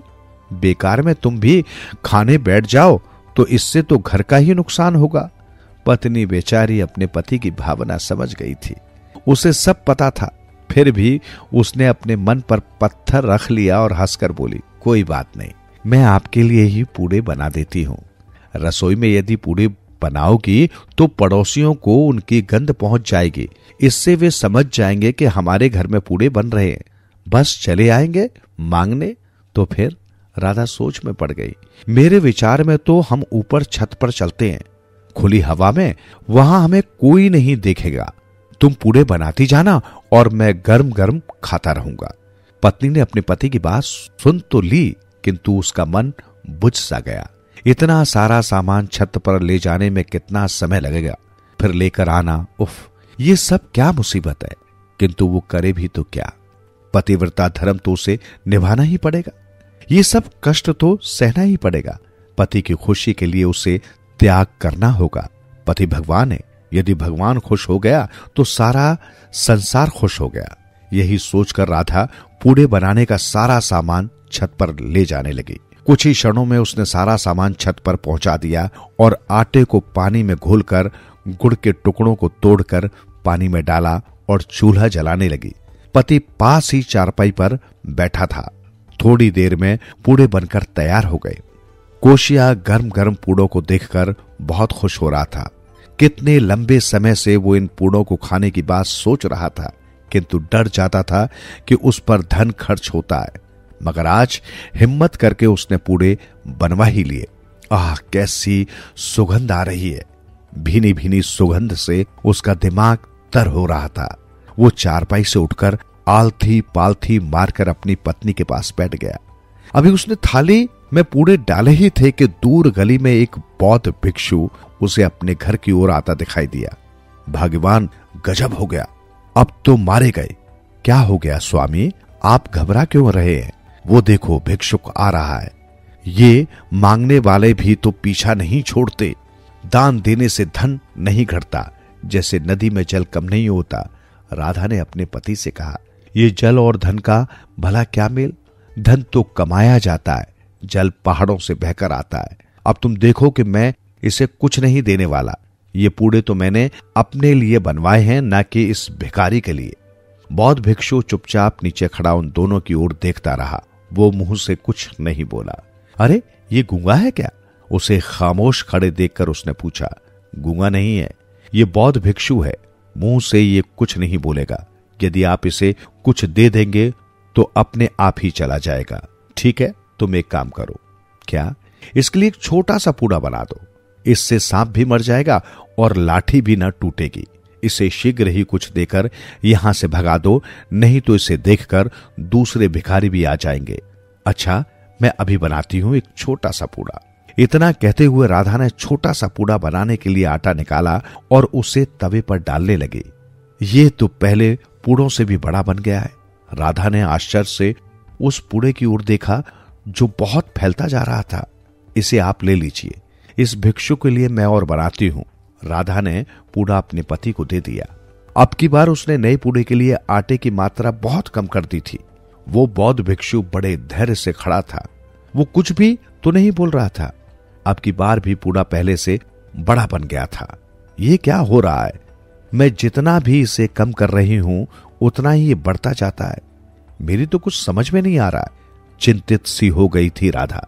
फिर उसने सामने खड़े इस बौद्ध भिक्षु की ओर देखा जो मौन खड़ा था, शायद अपने हिस्से के पूड़े की प्रतीक्षा कर रहा था। ये क्या राधा, तुमने तो ये पूड़ा पहले से भी बड़ा बना दिया है। मैंने तो तुम्हें कहा था इसे छोटा सा पूड़ा देकर भगा दो। भिखारियों के अधिक मुंह लगना उचित नहीं होता। मैं क्या कर सकती हूँ स्वामी? मैं तो अपनी ओर से छोटा पूड़ा बनाने का प्रयत्न कर रही हूँ, किंतु पूड़ा तो अपने आप ही बड़ा होता जा रहा है। ठीक है, तुम इस पूड़े को भी रख लो। इसके लिए एक और छोटा सा पूड़ा बना दो। देखना अब की बार ये बड़ा ना बने। अच्छा, राधा दूसरा पूड़ा बनाने लगी। अब की बार उसने आटे की मात्रा और भी कम कर दी थी। उसने सामने खड़े भिक्षु की ओर देखा जो मुंह से कुछ भी नहीं बोल रहा था और न ही किसी की ओर देख रहा था। ऐसा प्रतीत होता था जैसे वो भक्ति में लीन हो गया हो। इस बार भी वही हुआ, पूड़ा पहले से भी बड़ा हो गया। कोशिया ने अपनी पत्नी की ओर क्रोध से देखा और बोला, ये तुम क्या कर रही हो? मैं तुम्हें छोटा सा पूड़ा बनाने के लिए कह रहा हूं, किंतु तुम हो कि हर बार पहले से बड़ा बनाती जा रही हो। मैं क्या करूं? ये सब मेरे बस की बात नहीं है। जो कुछ हो रहा है वो सच अपने आप ही हो रहा है। मुझे लगता है कि तुम छोटा पूड़ा बनाने की चेष्टा ही नहीं कर रही हो। भला ये भी कोई बात हुई कि तुम छोटा पूड़ा बनाओ वो अपने आप ही बड़ा बन जाए? अब की बार कोशिया का गुस्सा और भी बढ़ गया था। आप देख भी रहे हैं कि मैं इस पूड़े के लिए कम से कम आटा डालती हूं, मगर पूड़ा है कि अपने आप ही बढ़ता जा रहा है। मुझे तो ऐसा लग रहा है जैसे ये कोई जादू हो रहा हो, वरना आज तक मेरे हाथ से कभी भी ऐसा नहीं हुआ। ठीक है, तुम अब इसे नीचे पड़े पूड़ों में से ही उठाकर एक पूड़ा दे दो ताकि ये यहां से भाग जाए और मैं शांति से पूड़े खा सकूं। क्या मुसीबत है! इसी चीज से डरकर तो मैं नीचे से ऊपर आया था, मगर ऊपर भी इसने मुसीबत खड़ी कर दी। आप चिंता ना करें, मैं इसे अभी भगा देती हूं। इसके जाने के पश्चात तुम आराम से इन्हें खा लेना। कहते हुए राधा ने पास पड़े पूड़ों में से एक पूड़ा उठाना चाहा, किंतु उसके आश्चर्य की कोई सीमा न रही जब उसने ये देखा कि ये सारे पूड़े आपस में जुड़ गए थे। देखो प्राणनाथ, इन्हें देखो, ये सब के सब आपस में जुड़ गए, एक भी तो अलग नहीं हो रहा। क्या हो रहा है ये सब? राधा ने अपने पति से कहा, लाओ, मैं इसमें से एक निकाल देता हूं। ये भिक्षु भी हमारे लिए मुसीबत बन गया है। कितने दिल से बनवाए थे मैंने ये पूड़े, न जाने कहां से ये मुसीबत बीच में आ टपकी। कोशिया ने एक बार फिर उस भिखारी को क्रोध और नफरत से देखा। अब की बार तो कोशिया की भी हैरानी की कोई सीमा न रही जब उसने ये देखा कि ये सारे के सारे पूड़े आपस में जुड़ गए हैं। हजार कोशिश के बावजूद भी वे एक दूसरे से अलग नहीं हुए। भगवान, लगता है तुमने ठीक ही कहा था। ये जो कुछ हो रहा है इसका एकमात्र कारण मुझे ये व्यक्ति लगता है। वास्तव में ही इस प्राणी ने हम सब पर कोई जादू कर दिया है। अब तो मैं इन पूड़ों को खाऊंगा ही नहीं। क्या कह रहे हैं आप? पूड़ी नहीं खाएंगे? मैंने तो इतने मन से बनाए थे। राधा, तुमने जो कुछ किया वो मेरे लिए किया, किंतु मुझे लगता है ये सब कुछ मेरे भाग्य में नहीं है। अब तो इस विचित्र भिखारी को ही दान में ये सारे पूड़े दे देने चाहिए। मैं फिर कभी खा लूंगा। जैसी आपकी इच्छा। दान देने वाले को रोकने वाला महापापी होता है, इसलिए मैं आपको कुछ नहीं कहूंगी। ठीक है भगवान, लो, मैं इसे सारे पूड़े दे रहा हूं। मेरे स्थान पर बैठकर ही ये सब खा लेगा। इतना कहकर कोशिया अपने स्थान से उठ खड़ा हुआ और भिखारी से बोला, महाराज, अब आप शांति से बैठकर खा लीजिए। सब आपके भाग्य का ही है। अब की बार कोशिया की आवाज में क्रोध नहीं था बल्कि प्यार था। नहीं बंधु, मैं इन्हें खा नहीं सकता। क्यों? मैं बौद्ध भिक्षु हूं। मैं अपने लिए कुछ भी नहीं चाहता। हम लोग तो त्यागी हैं, अपने आप को भूल चुके हैं, अपने अंदर के मोह को त्याग चुके हैं। हम अपने लिए कुछ नहीं चाहते। तो फिर क्या चाहते हैं आप? बंधु, तुम एक लालची प्राणी हो। तुम मोह को त्याग कर जीना सीखो, जैसे हमारे महात्मा बुद्ध ने हमें सिखाया है। आपको ये सुनकर आश्चर्य होगा कि स्वयं महात्मा बुद्ध आपके शहर में अपने सैकड़ों चेलों के साथ पधारे हैं। क्या कहा? आश्चर्य के मारे कोशिया और उसकी पत्नी के चेहरे का रंग उड़ गया था। उन्हें जैसे अपने आप पर विश्वास ही नहीं हो रहा था। वे दोनों फटी फटी आंखों से उस भिखारी की ओर देख रहे थे। मैं ठीक कह रहा हूं बंधु, ये सब भोजन हमारे गुरु शांतिदूत महात्मा बुद्ध जी के शिष्यों के लिए है। इसे मैं अकेला कैसे खा सकता हूं? उफ मेरे भगवान, हमसे तो बहुत बड़ी भूल हो गई। हमने इस बौद्ध भिक्षु को नफरत से देखा। ये तो महात्यागी है, तपस्वी है। ये तो महात्मा जी का संदेश लेकर आया था। हमसे तो अनजाने में बहुत बड़ा पाप हो गया। पाप। कोशिया अपना माथा पकड़कर रोने लगा। पाप का प्रायश्चित करने से मनुष्य पाप से मुक्त हो जाता है बंधु। चिंता मत करो, आप भगवान बुद्ध के चरणों में जाकर सब संसार को भूल जाओगे। हाँ हाँ महाराज, हम दोनों पति पत्नी ये पूड़े लेकर स्वयं भगवान बुद्ध की शरण में जाएंगे, तभी हमारे पापों का प्रायश्चित हो सकता है। हम तो पापी हैं, पापी। हम ये भी नहीं समझ सके कि भगवान का दूत हमारे घर आया है और हम उससे नफरत करते रहे। आप मेरे साथ चले। हाँ हाँ, मैं अपने सिर पर ये पूड़े उठाकर भगवान के पास ले जाऊंगा। वास्तव में असली पापी तो मैं हूं। मुझे भगवान के चरणों में जाकर क्षमा मांगनी होगी। इसमें मेरी पत्नी बेचारी का कोई दोष नहीं। ये तो केवल मेरे कहने पर ही चलती रही है। इतना कहते हुए कोशिया ने पूड़ों का भरा हुआ बर्तन अपने सिर पर रख लिया और अपनी पत्नी का हाथ पकड़कर उस भिक्षु के पीछे पीछे चलने लगे। कोशिया चलते चलते यही सोच रहा था कि ये सब कैसे हो गया। उसने अपने जीवन में सदा धन से ही प्यार किया था, धन के सिवा कभी कुछ नहीं चाहा था। आज इस चमत्कारी भिक्षु ने आकर उसका सब कुछ बदल दिया है। वे चलते चलते घने जंगल में पहुंच गए थे।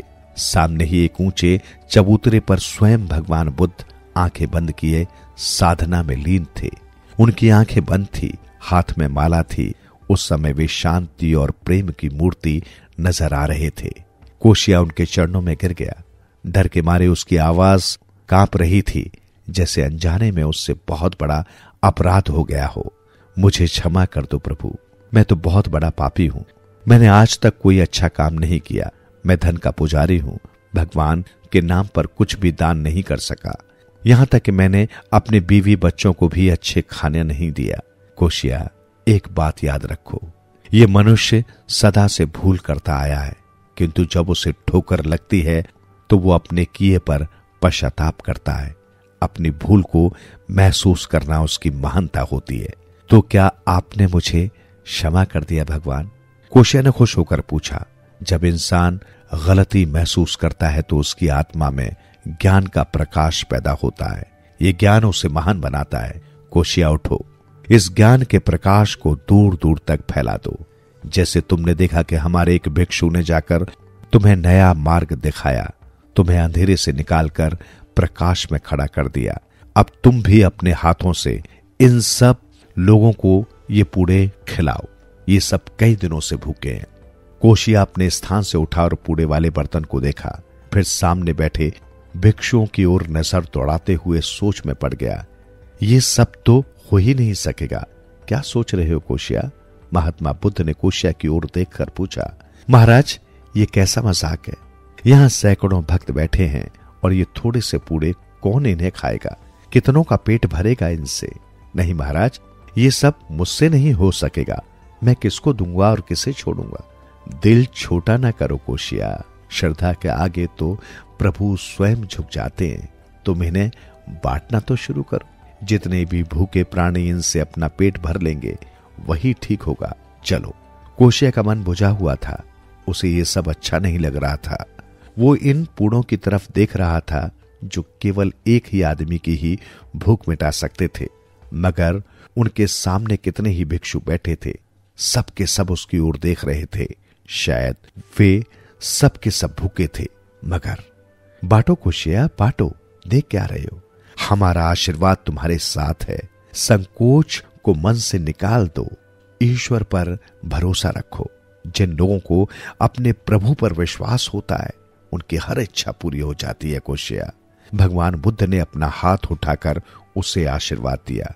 उनकी आंखों से एक विचित्र सा प्रकाश निकला।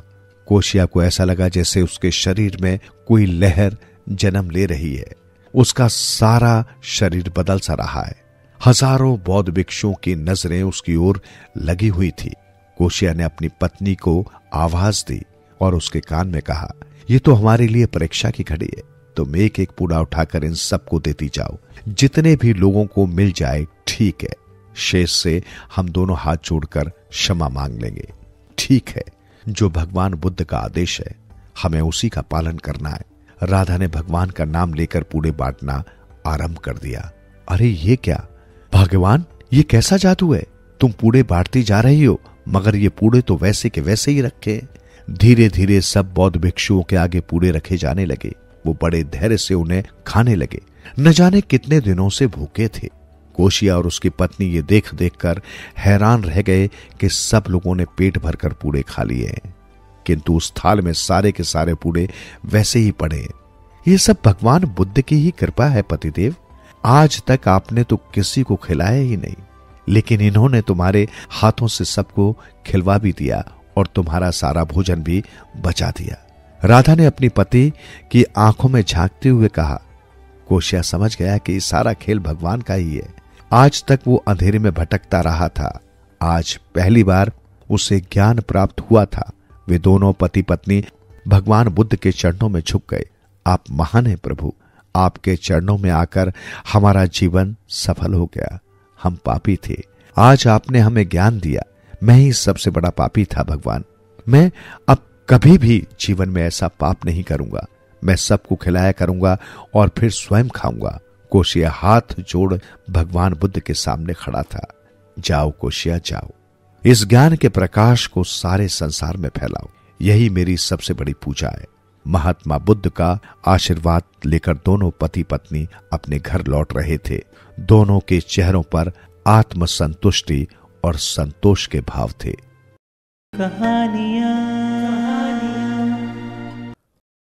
चार शिक्षाएं। पक्षी अपनी मस्ती में उड़ते रहते हैं। इनका न घर होता है, न इन्हें अन्य या दूसरी वस्तुओं के संग्रह की इच्छा होती है। बैरी पेट लगा हुआ है, ये पेट ही सब कुछ करवाता है। पक्षियों का झुंड आकाश में उड़ रहा था। कभी बहुत ऊपर चला जाता, कभी नीचे आ जाता। अगला पक्षी जिस ओर रुख करता, सभी उस ओर उड़ चलते। कोई उनके रास्ते में नहीं था। वे बिना किसी बाधा के आकाश में उड़ रहे थे। बुरा समय आते देर नहीं लगती। पक्षियों की नजर जमीन में बिखरे दानों पर पड़ी। दानों को देखते ही उनके मुंह में पानी भर गया। पेट में चूहे दौड़ने लगे और पक्षी धरती पर उतर आए। पक्षी नीचे उतरकर दाना चुगने लगे। सभी पक्षी नीचे उतर गए थे। एक पक्षी कमजोर था जो अभी नीचे नहीं पहुंचा था। ये पक्षी भी पूरा जोर लगाकर धरती पर पहुंचना चाहता था। इसके धरती पर लगने से पहले ही सभी पक्षी जमीन पर बिछाए जाल में फंस गए और चिल्लाने लगे। ये देखते हुए भी वो कमजोर पक्षी अपने साथियों के पास जाने की इच्छा करने लगा, क्योंकि उसका अकेले रहना भी आसान न था। तब तक जाल बंद हो चुका था। शिकारी अपने जाल को समेट रहा था। पक्षी ने अपने पैर खींच लिए और फड़फड़ाता हुआ एक ओर उड़ चला। अपने साथियों को जाल में फंसा देख इसकी भी मर जाने की इच्छा हुई थी, किंतु धीरे धीरे ये भावना जाती रही। मरना भी तो कठिन है। कहाँ है? सोने के बराबर सुख नहीं, मरने के बराबर दुख नहीं। कुछ दूर जाने पर पक्षी थक गया और एक डाल पर बैठ गया। तभी एक कौए की नजर उस पर पड़ी। कौआ तो सबसे चालाक पक्षी है। इसने भांप लिया कि ये पक्षी कुछ कमजोर है। वो इस पर झपटा। पक्षी को लगा कि उसकी जान तो कीमती है। उसने उड़कर बचना चाहा। वो उड़ता रहा और थक कर एक डाली पर बैठ गया। कौआ उसके पीछे लगा रहा। कौए ने फिर झपट्टा मारा तो पक्षी नीचे गिर गया। कौआ फिर झपटा। वो झाड़ियों में घुस गया। झाड़ियां इतनी घनी थी कि कौए का वहां घुस पाना आसान न था। कौए ने शोर मचाकर अपने साथी भी बुला लिए, किंतु वे पक्षी को मारने में सफल न हुए। हार कर कौए चले गए।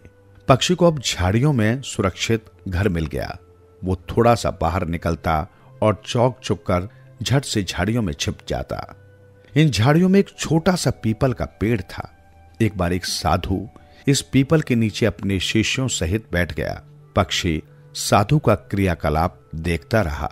शिष्य दिन भर बाहर जाकर भिक्षा मांगते और शाम होते ही वहां आ जाते। रसोई बनाई जाती, ईश्वर के नाम पर खाने से पहले कुछ अन्न रख दिया जाता।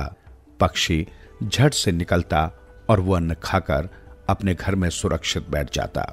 भोजन से निर्वृत्त होकर साधु उपदेश देने लगता और शिष्य ध्यान से सुनते। इस तरह कई दिन बीत गए। शिष्यों के साथ साथ पक्षी को भी ज्ञान हो गया और वो मनुष्यों की भांति बोलने लग पड़ा। शिष्यों के साथ साथ पक्षी का भी कल्याण हो गया। ये वाक्य सच साबित हुआ कि लकड़ी के साथ लोहा भी तैरने लगता है। सच ही कहा है, जैसा खाए अन्न वैसा बने मन, जैसा बने मन वैसी बुद्धि होए, जैसी बुद्धि होए वैसा करे कर्म, जैसा कर्म करे वैसा भोगे फल। शिष्यों के साथ साथ पक्षी का भी कल्याण हुआ।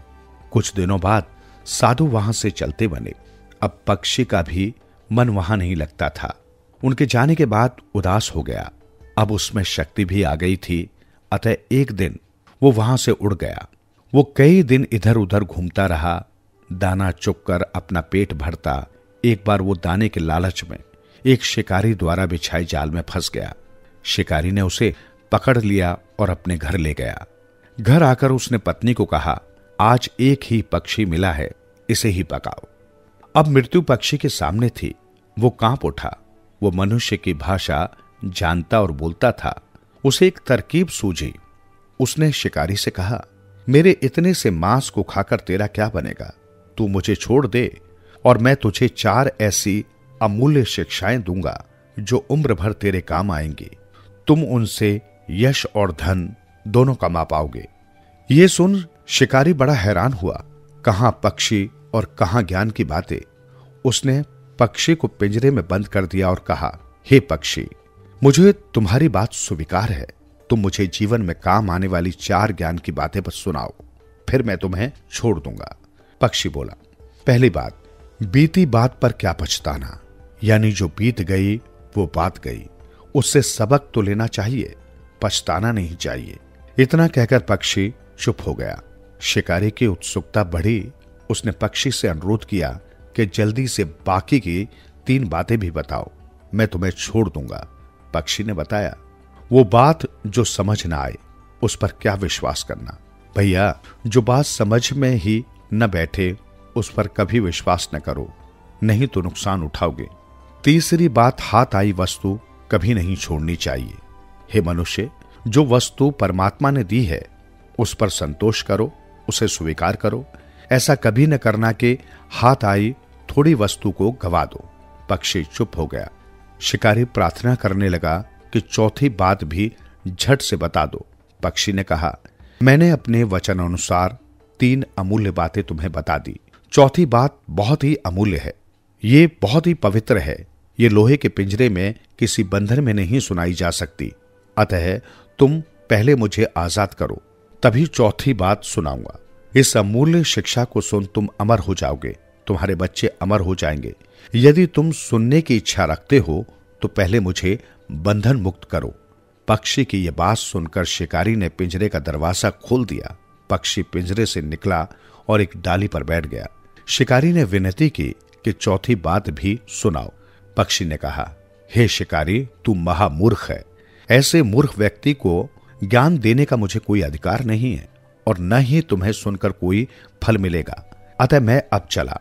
शिकारी ने फिर प्रार्थना की, ज्ञानी पक्षी, तुम इतना तो बताते जाओ कि मैं मूर्ख क्यों हूं और मुझे ये ज्ञान सुनने का अधिकार क्यों नहीं है। पक्षी बोला, तुम्हें मैंने तीसरी शिक्षा दी थी न कि हाथ आई वस्तु कभी नहीं छोड़नी चाहिए। तुमने उस पर विचार नहीं किया और हाथ आए मुझ एक पक्षी को छोड़ दिया। इसका अर्थ यह हुआ कि तुम केवल ज्ञान की बातें सुनना ही चाहते हो, उन पर अमल नहीं करना चाहते। मैं जानता था यदि तुम्हें ज्ञान प्राप्त हो गया तो मुझे नहीं छोड़ोगे। मुझे मेरे गुरु साधु ने बताया था कि असली साधु वो होता है जो अपने प्राणों की बाजी लगाकर भी दूसरे का भला करे। मैंने अपने प्राणों की बाजी लगाकर तुम्हें ज्ञान की बातें बतानी आरंभ की। यदि तुम्हें अक्ल होती तो पूरी उम्र मुझे कैद में रखकर ज्ञान की अमूल्य शिक्षाएं सुनाता रहता। अतः तुम्हें ज्ञान की बातें सुनने का अधिकार नहीं है। अब मुझे ईश्वर ने जीने का अवसर दिया है, मैं उसका धन्यवाद करता हूं। ये कह पक्षी उड़ गया। शिकारी अपनी मूर्खता पर सोचता रह गया। कहानियां। चोर कौन? एक शहर में एक व्यापारी रहता था। उसका व्यापार काफी दूर दूर तक फैला हुआ था। उसके काफिले तिब्बत, असम, बंगाल और कश्मीर तक जाते थे। व्यापारी धन धान्य से परिपूर्ण था। लक्ष्मी की उस पर असीम कृपा थी। उसे दुख तो था बस यही कि उसके कोई संतान नहीं थी। उसका सारा कामकाज सेवकों के बलबूते पर चलता था। वो अपने सेवकों के काम से प्रसन्न होकर उन्हें इनाम भी दिया करता था। सेवक भी उसके मालिक से प्रसन्न रहते थे। व्यापारी के गोदाम में अथाह माल पड़ा रहता था। उसकी देखभाल के लिए 4 पहरेदार नियुक्त थे। पहला पहरेदार ईमानदार था तथा लगन से माल की रखवाली करता था। दूसरा पहरेदार लापरवाह था, वो रात भर वहीं सोया रहता था। तीसरे पहरेदार की आदतें खराब थी, वो रात होते ही अपने नशे पानी के जुगाड़ में लग जाता था। चौथा पहरेदार तो सबसे गया बीता था, वो चोर था। जैसे ही रात होती वो इधर उधर चोरी करने निकल जाता। गोदाम का माल अगर सुरक्षित था तो सिर्फ ईमानदार पहरेदार की वजह से, लेकिन व्यापारी यही समझता था कि चारों पहरेदार लगन से चौकीदारी करते हैं और उसके गोदाम की हिफाजत करते हैं। इसलिए एक दिन खुश होकर व्यापारी ने चारों पहरेदारों को इनाम देने का निश्चय किया। उसने चारों को बुलाया। चारों पहुंच गए। व्यापारी मकान के छज्जे पर खड़ा था। उसने ऊपर से ही मोहरों की 4 थैलियां नीचे फेंक कर कहा, चारों एक एक बांट लेना। जब थैलियां नीचे आई तो चारों पहरेदार उन्हें लेने के लिए लपके। 3 पहरेदारों को तो थैलियां मिल गईं, पर जो ईमानदार चौकीदार था उसे थैली न मिली। पता नहीं चौथी थैली कहां गायब हो गई थी। ईमानदार चौकीदार ने व्यापारी से शिकायत की। व्यापारी समझ गया कि किसी पहरेदार ने 2 थैलियां हथिया ली हैं। व्यापारी को यह देखकर बहुत बुरा लगा कि उसका कोई सेवक बेईमान भी है। उसे किसी भी हालत में बेईमान सेवक स्वीकार नहीं था। वो उसी समय राजमहल पहुंचा और राजा को सारी बात कह सुनाई। राजा ने कोतवाल को बुलवाया और कहा, कल तक चोर का पता लगाओ, नहीं तो नौकरी से हाथ धोना पड़ेगा। कोतवाल परेशान हो गया। उसने चारों पहरेदारों को कोतवाली में बुलवाया और पूछताछ की। साम दाम दंड भेद की सारी नीतियां अपना ली, लेकिन चोर का पता न चला। गुस्से में आकर उसने चारों पहरेदारों को हवालात में बंद कर दिया और घर आकर बिना खाए पिए चारपाई पर लेट गया। ये तो स्पष्ट था कि उन चारों में से ही कोई एक चोर है, मगर वो सच्चाई स्वीकार करके अपना गुनाह कबूल करने को राजी नहीं था। यही सब देखकर कोतवाल को नौकरी हाथ से जाती नजर आ रही थी। यही उसकी चिंता का कारण था। कोतवाल की बेटी अपने पिता को चिंतित देखकर परेशान हो उठी। वो बड़ी सियानी और समझदार थी। उसने अपने पिता से उनकी परेशानी का कारण पूछा तो कोतवाल सब कुछ बताते हुए बोला, अगर कल तक चोर का पता न लगा तो राजा मुझे नौकरी से हटा देंगे। लड़की ने थोड़ी देर सोचकर कहा, आप चिंता मत कीजिए, चोर का पता मैं लगाऊंगी। लड़की ने हल्का सा श्रृंगार किया और कैदियों का भोजन लेकर वो उस कोठरी में जा पहुंची जिसमें उन चारों पहरेदारों को रखा गया था। पहरेदार एक युवती को अपने सामने देख हतप्रभ रह गए। कोतवाल की बेटी उनके मनोभावों को भांपकर मुस्कुराकर बोली, मैं यहाँ कैदियों को खाना खिलाती हूँ। जो कैदी मेरी कहानियां सुनता है उसे मैं भरपेट स्वादिष्ट भोजन खिलाती हूँ। कहानी सुनने में भला उनका क्या जाता था। स्वादिष्ट भोजन पाने के लालच में चारों ने कहानी सुनना मंजूर कर लिया। तब लड़की कहानी आरंभ करती हुई बोली, एक लड़की थी, बचपन में ही उसकी शादी हो गई थी। वो अपने माँ बाप के साथ रहती थी। जब वो बड़ी हो गई तो माँ बाप ने उसे पति के घर भेजने का निश्चय किया, मगर उस ससुराल से उसे लेने कोई नहीं आया। अतः वो साज श्रृंगार कर अकेली ही ससुराल की ओर चलती। रास्ता दुर्गम था, पर वो बिना घबराए आगे बढ़ती गई। अचानक रास्ते में उसे एक चोर मिला। उसने लड़की से सारे गहने उतार कर देने को कहा। लड़की ने विनती की कि वो पहली बार पति के घर जा रही है, अगर बदन पर गहने न हुए तो ससुराल वाले बुरा मानेंगे। सो पति के घर पहुंचकर वो गहने उसे सौंप देगी। चोर मान गया और उसके पीछे पीछे चलने लगा। आगे चलकर एक शराबी ने लड़की का रास्ता रोक लिया। लड़की ने उससे कहा, मैं ससुराल जा रही हूं, तुमसे बाद में मिलूंगी। शराबी लड़की पर मुग्ध हो गया, वो भी उसके पीछे चल पड़ा। थोड़ी दूर चलने पर लड़की को एक दानव ने रोक लिया। वो भूखा था। बोला, ये लड़की, मैं तुझे खाऊंगा। लड़की ने बिना घबराए उत्तर दिया, पहले मुझे पति के दर्शन कर लेने दो, फिर खा लेना। दानव ने उसकी बात मान ली। वो भी लड़की के साथ हो लिया। लड़की ससुराल पहुंची। उसने अपने सास ससुर और पति के पांव छुए। ससुराल वालों ने उसे भरपूर आशीर्वाद दिया। दरवाजे के बाहर चोर, शराबी और दानव खड़े थे। ऐसा मनोहर पारिवारिक दृश्य देखकर उनका मन पिघल गया। उन्होंने लड़की को आगे तंग न करने का विचार त्याग दिया और वहां से वापस लौट गए। कहानी सुनाकर लड़की ने चारों पहरेदारों से पूछा, अब तुम लोग बताओ कि चोर, शराबी और दानव में किसका स्वभाव अधिक अच्छा था। पहला पहरेदार ईमानदार था। उसने नाक भौंस सिकोड़कर कहा, इनमें भला किसका स्वभाव अच्छा हो सकता है, तीनों दुष्ट प्रवृत्ति वाले थे। दूसरे पहरेदार ने दानव को अधिक अच्छा बताया। वो अपने उत्तर को तर्क की कसौटी में खरा उतारने की कोशिश करता हुआ बोला, देखो ना, भूखा होते हुए भी उसने लड़की को नहीं खाया। तीसरा पहरेदार बोला, अरे सबसे अच्छा शराबी था, देखो ना किस तरह उसने चुपचाप लड़की को जाने दिया। चौथा बोला, तुम लोग तो बेवकूफ हो, सबसे अच्छा तो चोर था, सामने इतने गहने होते हुए भी उसने लड़की को हाथ न लगाया। कोतवाल की लड़की चारों के उत्तर सुनकर समझ गई कि चोर कौन है। जो पहरेदार जिस प्रवृत्ति का था, उसने उसी प्रवृत्ति वाले की प्रशंसा की थी। वो अपने मकसद में कामयाब हो गई थी। अतः घर लौट आई। उसने अपने पिता को बता दिया था कि असली चोर कौन है। दूसरे दिन सुबह होते ही कोतवाल हवालात में पहुंचा और चोर को राज दरबार में पेश कर दिया। राजा ने चोर को गौर से देखा और पूछा, मोहरों की थैली कहाँ है? पर चोर चोरी से इनकार करते हुए बोला, मैं बेकसूर हूँ महाराज, मुझे उस थैली के बारे में कुछ भी मालूम नहीं है। काफी पूछने पर भी जब चोर ने मोहरों की थैली का पता न बताया तो राजा को क्रोध आ गया। उसने चोर को फांसी की सजा सुना दी। अब चोर के देवता कूच कर गए। मौत के भय से वो सच्चाई उगलने के लिए विवश हो गया। उसने तुरंत राजा को मोहरों की थैली का पता बता दिया। इस प्रकार असली चोर पकड़ा गया और व्यापारी की आंखें खुल गई। उसने ईमानदार पहरेदार को इनाम ही नहीं दिया, बल्कि उसे सब पहरेदारों का मुखिया भी बना दिया। उसके बाद उसने अपने सेवकों पर अंधविश्वास करना छोड़ दिया था।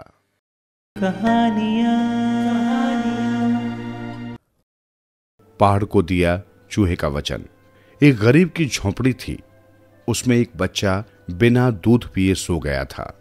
बच्चे के लिए मां ने दूध ढककर रख दिया था। रात में बिल्ली आई, उसने ढक्कन गिरा दिया और दूध पीने लगी। अचानक बिल्ली को चूहे की आहट मिली। वो दूध छोड़कर चूहे की ओर झपटी। चूहा बाहर भागा, बिल्ली भी उसके पीछे बाहर भागी। चूहा एक छोटे से सुराख के रास्ते झोंपड़ी के भीतर गया। चूहे ने देखा कि दूध का बर्तन खुला पड़ा है। उसने छक्कर दूध पी लिया और बिल में छिप गया। बच्चा जागा और भूख से रोने लगा। वो रोता रहा। बच्चे को रोता देखकर उसकी मां भी रोने लगी। चूहे से उनका रोना देखा नहीं गया। वो बोल उठा, रो मत, मैं अभी दूध लाऊंगा। मां को हंसी आई। छोटा सा चूहा इतनी रात में कहां से दूध लाएगा? चूहा दौड़ा दौड़ा गाय के पास गया और बोला, गाय, मुझे दूध दो, मैंने बच्चे का दूध पी लिया है, बच्चा रो रहा है। गाय बोली, मुझे घास नहीं मिलती है, मैं सूख गई हूं, मेरा दूध सूख गया है, घास लाओ तब दूध दूंगी। चूहा दौड़ा दौड़ा घास के मैदान की ओर गया। मैदान से कहा, मैदान, घास दो, मैं ये घास गाय को दूंगा, गाय मुझे दूध देगी, वो दूध मैं बच्चे को दूंगा। मैदान बोला, कहाँ घास है, मुझे पानी ही नहीं मिलता। घास कहाँ से हो, मुझे पानी दो, मैं तुम्हें घास दूंगा। तुम गाय को घास खिलाना, गाय तुम्हें दूध देगी, वो दूध बच्चे को पिलाना। चूहा दौड़ा दौड़ा नदी के पास गया। नदी नदी पानी दो, मैं वो पानी मैदान को दूंगा, मैदान मुझे घास देगा, घास मैं गाय को दूंगा, गाय मुझे दूध देगी, दूध बच्चे को दूंगा और बच्चा हंसने लगेगा। नदी बोली, कहाँ से दूं, मैं तो सूखी पड़ी हूं। पर्वत से कहो मुझे पानी दे, तब तुम मैदान को पानी देना। चूहा दौड़ा दौड़ा पर्वत के पास पहुंचा। पर्वत पर्वत तुम नदी को पानी दो, नदी मुझे पानी देगी, मैं पानी मैदान को दूंगा, मैदान मुझे घास देगा, वो घास मैं गाय को दूंगा, गाय मुझे दूध देगी, वो दूध मैं बच्चे को दूंगा, बच्चा दूध पीकर हंसने लगेगा। पर्वत बोला, चल जा, हट हट, बड़ा आया है, आदमी के बच्चे के लिए दौड़ता हुआ आया है। आदमी के बच्चे के लिए मैं पानी नहीं दूंगा, आदमी के बच्चे ने ही तो हमें नंगा कर दिया है। हमारे सारे पेड़ काट डाले हैं, पेड़ थे तो पानी रोकते थे, हमारी जड़ों को बांध कर रखते थे, पेड़ कट गए, हम उजाड़ हो गए, हम ढहने लगे, हम कहाँ से पानी दें, हमारे पास पानी टिकता ही नहीं। चूहा बोला, मैं उस आदमी के बच्चे की ओर से आपको ये वचन देता हूं कि जब वो बड़ा होगा तो हजार हजार पेड़ लगाएगा और तुम हरे भरे हो जाओगे। पर्वत ने नदी में पानी छोड़ा, नदी भर गई। फिर नदी ने मैदान को पानी दिया, मैदान में घास उगी, गाय को घास मिली, गाय ने दूध दिया। चूहा दूध लेकर झोंपड़ी में पहुंचा, दूध बच्चे को पिलाया और बच्चा हंसने लगा। फिर चूहे ने बच्चे से कहा, मैं तुम्हारे लिए रोज रोज दूध लाता रहूंगा, पर तुम एक वचन दो। मैं तुम्हारी ओर से वचन हार कर आया हूं, वचन दो कि बड़ा होने पर जितने नंगे पहाड़ हैं सबके ऊपर हजार हजार पेड़ लगाओगे। बच्चे ने चूहे को वचन दिया कि मैं पेड़ लगाऊंगा। जब बड़ा हुआ तो उसने वचन निभाया, हजारों हजार पेड़ लगाए, पहाड़ हरा भरा हुआ, नदियां भरी रहने लगी, मैदान में खूब घास हुई, गायें घास चरने लगी, ढेर सारा दूध होने लगा। अब कोई बच्चा दूध के लिए नहीं रोता था, पर उस बच्चे तक वचन निभाते रहे। पर्वत हरे भरे रहे, नदियां जल से भरी रहीं, मैदान हरे रहे, गायें हरी घास खाकर पुष्ट रहीं, दूध दही गौरस से घर भरे रहे। पर जिस दिन से ये वचन भूल गए, फिर से पर्वत नंगे होने लगे, नदियां सूखने लगी, मैदान सूखने लगे, गायों के थन सूखने लगे, दूध के बिना बच्चे रोने लगे। बच्चों को चुप कराते कराते माताएं रोने लगीं और उस चूहे के वंशज वचन भंग होने के कारण क्रोधित हैं, क्षुब्ध हैं। इसलिए चूहे अपना आक्रोश हर चीज को कुतर कुतर कर व्यक्त कर रहे हैं। एक बच्चे ने चूहे से पूछा, तुमने मेरी किताब क्यों कुतरी? चूहा बोला, तुम हमारा गुस्सा कम कर सकते हो? बच्चा बोला, मैं क्या करूं? चूहों का गुस्सा कम करने के लिए तुम्हें और तुम्हारे बच्चों को ही कुछ करना होगा, जिससे तुम्हारे बच्चों के बच्चे भी दूध पीते रहें, दूध पीकर हंसते रहें। बच्चे ने फिर से चूहे को वचन दे दिया।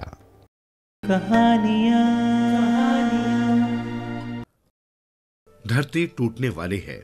एक खरगोश बेल वृक्ष के नीचे विश्राम की मुद्रा में अधलेटा सोच रहा था, यदि धरती के टूटकर दो टुकड़े हो जाएं तो क्या होगा। तभी पेड़ से टूटकर एक बेल फल उसके सर पर आ गिरा। हाय, मर गया। खरगोश करहाता हुआ ताड़ के सूखे पत्तों पर लुढ़क गया। धरती सचमुच टूटने वाली है, भागकर मुझे अपनी जान बचानी चाहिए। ये सोचता खरगोश किसी तरह उठा और भाग खड़ा हुआ। वो तीव्र गति से भागा चला जा रहा था। अरे भाई, मामला क्या है, कहां भागे जा रहे हो?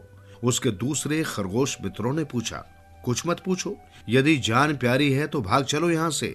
दूसरा खरगोश भी उसके पीछे पीछे हो लिया। भागते भागते उसने पूछा, आखिर हुआ क्या है, कुछ बताओगे भी? अरे, धरती टूटने वाली है, भागते भागते पहले खरगोश ने बताया। थोड़ी देर में भयभीत खरगोशों का एक बड़ा जत्था दौड़ता हुआ दिखाई देने लगा। धीरे धीरे ये खबर जंगल में आग की तरह फैल गई कि धरती टूटने वाली है। हाथी, हिरण, चीता आदि सभी पशु अपनी जान बचाने के लिए भागने लगे। सब भयभीत थे। तभी एक शेर वहां आ पहुंचा। उसने दहाड़ते हुए पूछा, तुम सब कहां भागे जा रहे हो? अरे वनराज, आपको पता नहीं कि धरती टूटने वाली है? हाथी ने कहा, किंतु ऐसा नहीं हो सकता, ये असंभव है। शेर ने कुछ सोचते हुए कहा। फिर वो पास की एक पहाड़ी पर चढ़ गया और सबको रुक जाने का आदेश दिया। जंगल के सारे पशु सहम कर रुक गए। तुम सब क्यों भाग रहे थे? क्या हुआ? मुझे बताओ, शेर ने दहाड़ कर पूछा। धरती टूटने वाली है महाबली, हमें फौरन यहाँ से निकल चलना चाहिए, चीता बोला। किसने देखा कि धरती टूट रही है? शेर ने पूछा। हाथी ने देखा। पूछिए उससे, गीदड़ बोला। नहीं, मैंने नहीं देखा, लोमड़ी से पूछिए, हाथी बोला। मुझे तो हिरण से पता चला था, लोमड़ी ने कहा। इस तरह अंत में खरगोश को शेर के सामने पेश किया गया। क्या तुमने वास्तव में धरती को टूटते हुए देखा है? शेर ने खरगोश की आंखों में आंखें डालते हुए पूछा। जी हाँ स्वामी, मैंने खुद अपनी आंखों से देखा था, खरगोश बोला। कहाँ देखा था? शेर ने पूछा। मेरे घर के बिल्कुल पास, जो ताड़ के झुरमुट में बेल के पेड़ के नीचे है। मैं वहां लेटा लेटा सोच रहा था कि यदि धरती टूटने की नौबत आ गई तो मैं क्या करूंगा।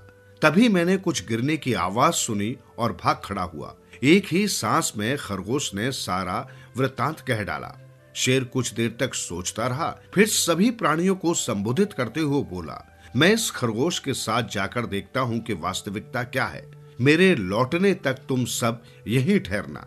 जो आज्ञा महाबली। सभी जानवरों ने शेर की बात मान ली। फिर शेर खरगोश को साथ लेकर चल पड़ा। कुछ ही देर में वे ताड़ के वृक्षों के निकट जा पहुंचे। अब मुझे वो जगह दिखाओ जहां तुमने धरती टूटने की आवाज सुनी थी। डरो नहीं, मैं तुम्हारी हर संकट से रक्षा करूंगा। यही है वो बेल का पेड़ जहां मैंने वो भयंकर आवाज सुनी थी। खरगोश ने एक वृक्ष की ओर इशारा करते हुए कहा।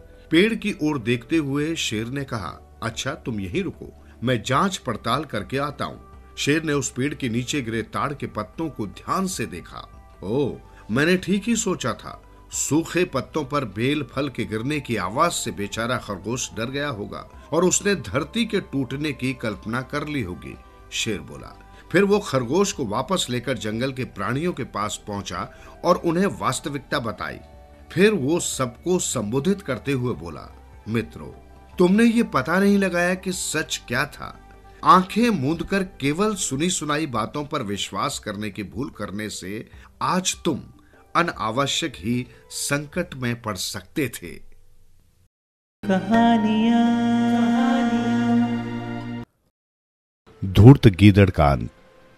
मगध देश में चंपकवती नामक एक बड़ा वन था। उसमें एक हिरन और कौआ बड़े स्नेह से रहते थे। एक गीदड़ उस हिरन को देखकर सोचने लगा, कैसे इसे मारूं, पर पहले इसका भरोसा हासिल करूं। ये विचार कर उसके पास जाकर बोला, हे मित्र, तुम कुशल हो? हिरन ने पूछा, तुम कौन हो? वो बोला, मैं शुद्र बुद्धि नामक गीदड़ हूं। इस वन में बंधुहीन मरे के समान रहता हूं और सब प्रकार से तुम्हारा सेवक बनकर रहूंगा। हिरन ने कहा, ऐसा ही हो, अर्थात रहा कर। इसके बाद भगवान सूर्य के अस्त हो जाने पर वे दोनों हिरन के घर को गए और वहां चंपा के वृक्ष की डाल पर हिरन का परम मित्र सुबुद्धि नामक कौआ रहता था। कौए ने इन दोनों को देखकर कहा, मित्र, ये चितक भरा प्राणी कौन है? हिरन ने कहा, ये गीदड़ है, हमारे साथ मित्रता करने की इच्छा से आया है। कौआ बोला, मित्र, अनायास आए हुए के साथ मित्रता नहीं करनी चाहिए। कहा भी गया है कि जिसका कुल और स्वभाव नहीं जाना, उसको घर में कभी नहीं ठहराना चाहिए। सियार झुंझलाकर बोला, हिरन से पहले दिन ही मिलने पर तुम्हारा भी तो कुल और स्वभाव नहीं जाना गया था, फिर कैसे तुम्हारे साथ इसकी गाढ़ी मित्रता हो गई? जहां बुद्धिमान नहीं होता है, वहां थोड़े पढ़े की भी बड़ाई होती है। जैसे कि जिस देश में पेड़ नहीं होता है, वहां अरण्य का वृक्ष भी पेड़ गिना जाता है। और दूसरे, ये अपना है या पराया है, ये अल्प बुद्धियों की गिनती है। उदार चरित्र वालों को तो सब पृथ्वी ही कुटुंब है। जैसा ये हिरन मेरा बंधु है, वैसे ही तुम भी हो। हिरन बोला, इस उत्तर प्रत्युत्तर से क्या है? सब एक स्थान में विश्वास की बातचीत कर सुख से रहो, क्योंकि न तो कोई किसी का मित्र है न कोई किसी का शत्रु है। व्यवहार से मित्र और शत्रु बन जाते हैं। कोई ने कहा, ठीक है। एक दिन एकांत में सियार ने कहा, मित्र, इस वन में एक दूसरे स्थान में अनाज से भरा हुआ खेत है, सो वहां चलकर मौज करो। हिरन वहां जाकर नित्य अनाज खाता रहा। एक दिन उसे खेत वाले ने देखकर फंदा लगाया। इसके बाद जब वो हिरन फिर चरने को आया तो जाल में फंस गया और सोचने लगा, मुझे इस काल की फांसी के समान व्यथा के फंदे से मित्र को छोड़कर कौन बचा सकता है। इस बीच में सियार वहां आकर उपस्थित हुआ और सोचने लगा कि मेरे छल से मेरा मनोरथ सिद्ध हुआ और अब इसका मांस मुझे अवश्य मिलेगा। हिरन उसे देख प्रसन्न होकर बोला, हे मित्र, मेरे बंधन काटो और मुझे शीघ्र बचाओ। आपत्ति में मित्र, युद्ध में शूर, उधार में सच्चा व्यवहार, निर्धनता में स्त्री और दुख में भाई या कुटुंबी परखे जाते हैं।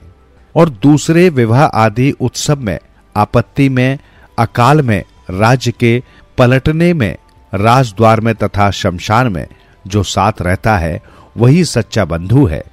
सियार जाल को बार बार देखकर सोचने लगा, ये बड़ा कड़ा बंध है, और बोला, मित्र, ये फंदे तांत के बने हुए हैं, इसलिए आज रविवार के दिन इन्हें दांतों से कैसे छूऊं। मित्र, बुरा मत मानो, प्रातःकाल जो कहोगे सो करूंगा। ऐसा कहकर वो पास ही छिपकर बैठ गया। सांझ होने पर कौआ हिरन को नहीं आया देख इधर उधर ढूंढते ढूंढते उस स्थान पर आ निकला और उसे बंधन में देखकर बोला, मित्र, ये क्या है?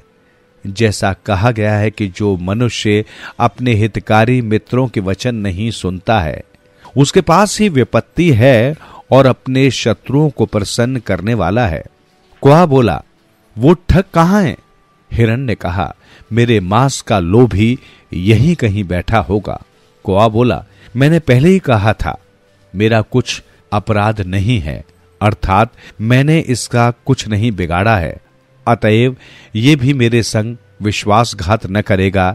ये बात कुछ विश्वास का कारण नहीं है, क्योंकि गुण और दोष को बिना सोचे शत्रुता करने वाले नीचों से सज्जनों को अवश्य भय होता ही है, और जिनकी मृत्यु पास आ गई है ऐसे मनुष्य न तो बुझे हुए दिए की चिरान सूंघ सकते हैं, न मित्रता का वचन सुनते हैं और न अरुधति के तारे को देख सकते हैं। पीठ पीछे काम बिगाड़ने वाले और मुख पर मीठी मीठी बातें करने वाले मित्र को मुख पर दूध वाले विष के घड़े के समान छोड़ देना चाहिए। कोई ने लंबी सांस भरकर कहा, अरे ठग, तुझ पापी ने ये क्या किया? क्योंकि अच्छे प्रकार से बोलने वालों को, मीठे मीठे वचनों तथा कपट से वश में किए हुओं को, आशा करने वालों को, भरोसा रखने वालों को और धन के याचकों को ठगना क्या बड़ी बात है? और हे पृथ्वी, जो मनुष्य उपकारी, विश्वासी तथा भोले भाले मनुष्य के साथ छल करता है, उस ठग को हे भगवती पृथ्वी तू कैसे धारण करती है? दुष्ट के साथ मित्रता और प्रीति नहीं करनी चाहिए, क्योंकि गरम अंगारा हाथ को जला देता है। दुर्जनों का यही आचरण है। मच्छर दुष्ट के समान सब चरित्र करता है, अर्थात जैसे दुष्ट पहले पैरों पर गिरता है वैसे ही ये भी गिरता है। जैसे दुष्ट पीठ पीछे बुराई करता है वैसे ही ये भी पीठ में काटता है।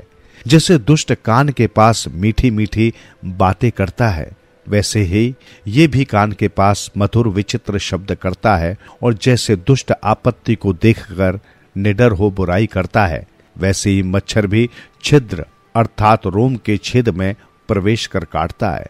और दुष्ट मनुष्य का प्रियवादी होना ये विश्वास का कारण नहीं है। उसकी जीभ के आगे मिठास और हृदय में हालाहल विष भरा है। सुबह कोई ने उस खेत वाले को लकड़ी हाथ में लिए उस स्थान पर आते देखा।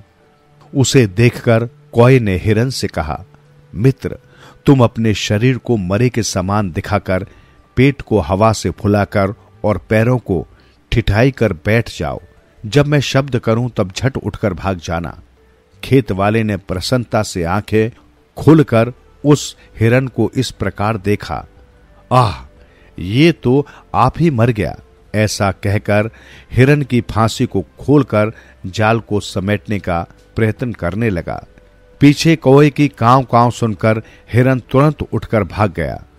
इसको देखकर खेतवाले ने ऐसी फेंक कर लकड़ी मारी कि उससे पास छिपा स्यार मारा गया। जैसा कहा गया है कि प्राणी 3 वर्ष 3 मास 3 पक्ष और 3 दिन में अधिक पाप और पुण्य का फल यहीं भोगता है।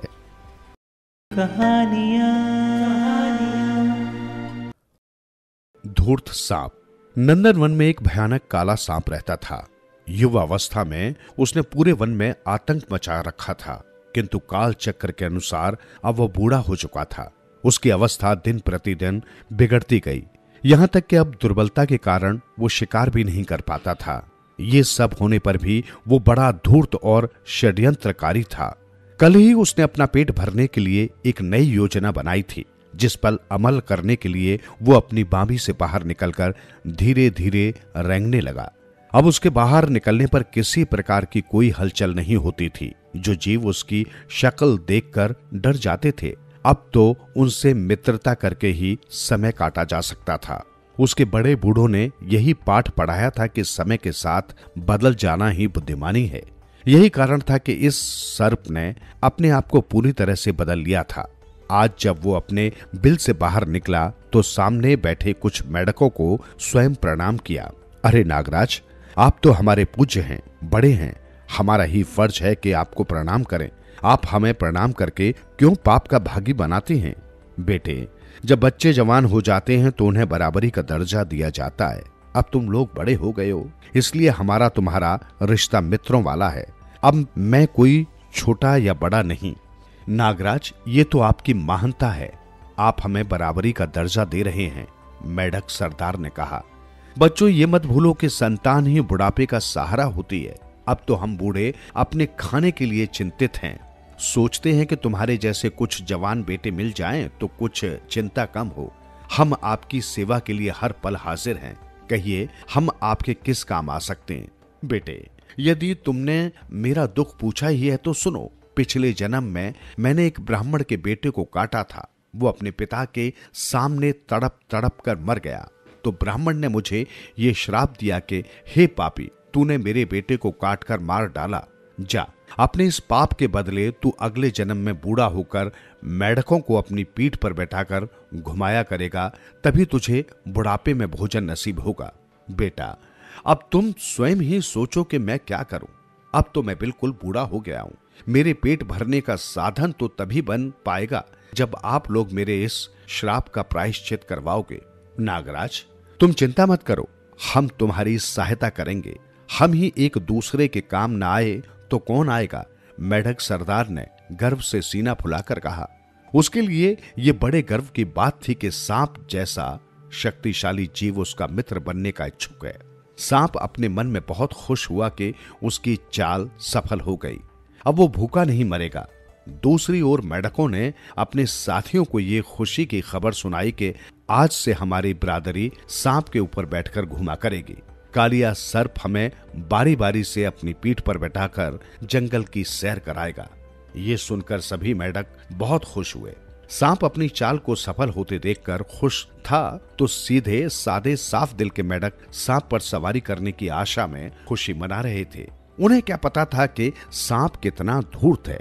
ये बूढ़ा जरूर है, परंतु धूर्तता में अभी भी इसका मस्तिष्क युवाओं जैसा है। मेढक रात भर खुशियां मनाते रहे। सुबह हुई तो मेढकों का सरदार अपने साथियों को लेकर सांप के पास गया और बिल के बाहर खड़े होकर आवाज लगाई, नागराज, हम आ गए हैं, आप भी आइए ताकि आपके पाप का प्रायश्चित हो सके। नागराज अपने बिल से बाहर निकला और बोला, आओ मित्रों, तुम्हें नमस्कार करता हूं। नागराज, हम सब भी आपको नमस्कार करते हैं। आशा करते हैं कि आपको अपना कल वाला वचन याद होगा। भैया, मैं नाग हूं। नाग अपने वचन कभी नहीं भूलते। सरदार, आज पहले दिन तुम ही मेरी पीठ पर बैठो। आज मैं तुम्हें घुमाऊंगा। कल से तुम्हारी प्रजा का नंबर लगेगा। ठीक है नागराज, जो तुम्हें अच्छा लगे वही करो। हम तो तुम्हारी खुशी में ही खुश हैं। सरदार, क्या वास्तव में ही तुम मेरी खुशी का ख्याल रखोगे? हाँ नागराज, समय आने पर आप मेरी परीक्षा लेकर भी देख लेना। आप जैसे मित्र पर तो मैं जान तक कुर्बान कर दूं। बस बस मित्र, अब मुझे विश्वास हो गया कि तुम मेरा पूरा ख्याल रखोगे। अब तुम जल्दी से मेरी पीठ पर बैठ जाओ। घूमने का आनंद तो सुबह सुबह ही आता है। मेढकों का सरदार बूढ़े सर्प की पीठ पर बैठ गया। सर्प मन ही मन बहुत खुश हो रहा था। सारा दिन वो धूर्त सर्प मेढकों के सरदार को घुमाता रहा और शाम को उसी स्थान पर लाकर छोड़ दिया। इस मामले में उसने इतनी सावधानी बरती कि उसे खरोच भी नहीं आने दी। मेढक के सरदार ने सांप से कहा, अच्छा मित्र, अब कल सुबह मिलेंगे। ठीक है मित्र, जैसी तुम्हारी इच्छा। मगर एक बात तो मेरी समझ में नहीं आई। क्या? यही कि तुम दिन भर मेरी पीठ पर बैठे घूमते रहे, परंतु तुमने ये तो पूछा ही नहीं कि मैंने खाना भी खाया है कि नहीं। ओ क्षमा करना नागराज, मुझसे बड़ी भूल हुई। मैं वास्तव में आपके सामने लज्जित हूँ। ऐसी कोई बात नहीं मित्र, मैंने तो वैसे ही कह दिया था। तुम्हारे जैसे मित्र के लिए तो मैं भूखा रहकर भी जीवन गुजार सकता हूँ। आखिर मेरे पाप का प्रायश्चित तो हो ही रहा है। नहीं नागराज, हम तुम्हें भूखा रहकर पापी नहीं बनना चाहते। हम तुम्हारे लिए भोजन का प्रबंध करेंगे। कल से हम अपने आप छोटे मोटे मेढक हर रोज तुम्हारे भोजन के लिए भेज दिया करेंगे। नाग मन ही मन में हंसते हुए सोचने लगा, वाह, तीर ठीक निशाने पर लगा है। अब सारी चिंता दूर हो गई। किसी छोटे जीव को थोड़ा सा मान दे दो तो वो जान तक देने को तैयार हो जाता है। दूसरे दिन सुबह ही सांप के लिए भोजन आ गया। सांप ने इस प्रकार आनंद से कभी भी घर बैठकर भोजन नहीं खाया था, जितने आनंद से बूढ़ा होने पर आज उसे मिला था। घर बैठे भोजन मिले, इससे अच्छी बात और क्या होगी। भोजन के पश्चात सांप ने कुछ मेढकों को उनके सरदार के साथ पीठ पर बैठाया और दूर तक घुमाने ले गया। रास्ते में उसका पुराना मित्र एक दूसरा सांप मिला तो उसकी पीठ पर बैठे मेढकों को देखकर हंसकर बोला, क्यों भैया, ये क्या नाटक है? सांप की पीठ पर मेढक? हाँ दोस्त, समय समय की बात है। इंसानों में एक कहावत बड़ी मशहूर है कि समय आने पर लोग गधे को भी बाप बना लेते हैं। बहुत खूब, लगता है कोई लंबा खेल खेल रहे हो। हाँ, पापी पेट का सवाल है भाई। बुढ़ापे में जब सब साथ छोड़कर भाग जाते हैं तो अपनी बुद्धि तथा अपने अनुभव ही काम आते हैं। दोनों सांप एक दूसरे से बातें करते रहे। सर्प बड़े मजे से चलता रहा। सुबह से शाम हो गई। तब वो वापस अपने बिल के पास आया तो मेढक सरदार बड़े ठाठ से सर्प की पीठ से उतरा। उसी समय उसने तालाब में से कुछ छोटे मोटे मेढक नागराज के भोजन के लिए बुला लिए। सर्प ने बड़े आनंद से भोजन किया, फिर अपने मित्र के साथ इधर उधर की बातें करता रहा। मेढक सरदार सांप से दोस्ती करके बहुत खुश था। फिर सांप की सवारी का तो आनंद ही अलग था। जो कोई भी जंतु उसे सांप की पीठ पर बैठे देखता था वही हैरान होता था। उसके मुंह से यही शब्द निकलते, तुम बड़े भाग्यशाली हो सरदार, जो सांप पर सवारी करते हो। जो सदा से हमारी बरादरी का शत्रु रहा है उसे ही आपने अपनी बुद्धि से अपना दास बना लिया।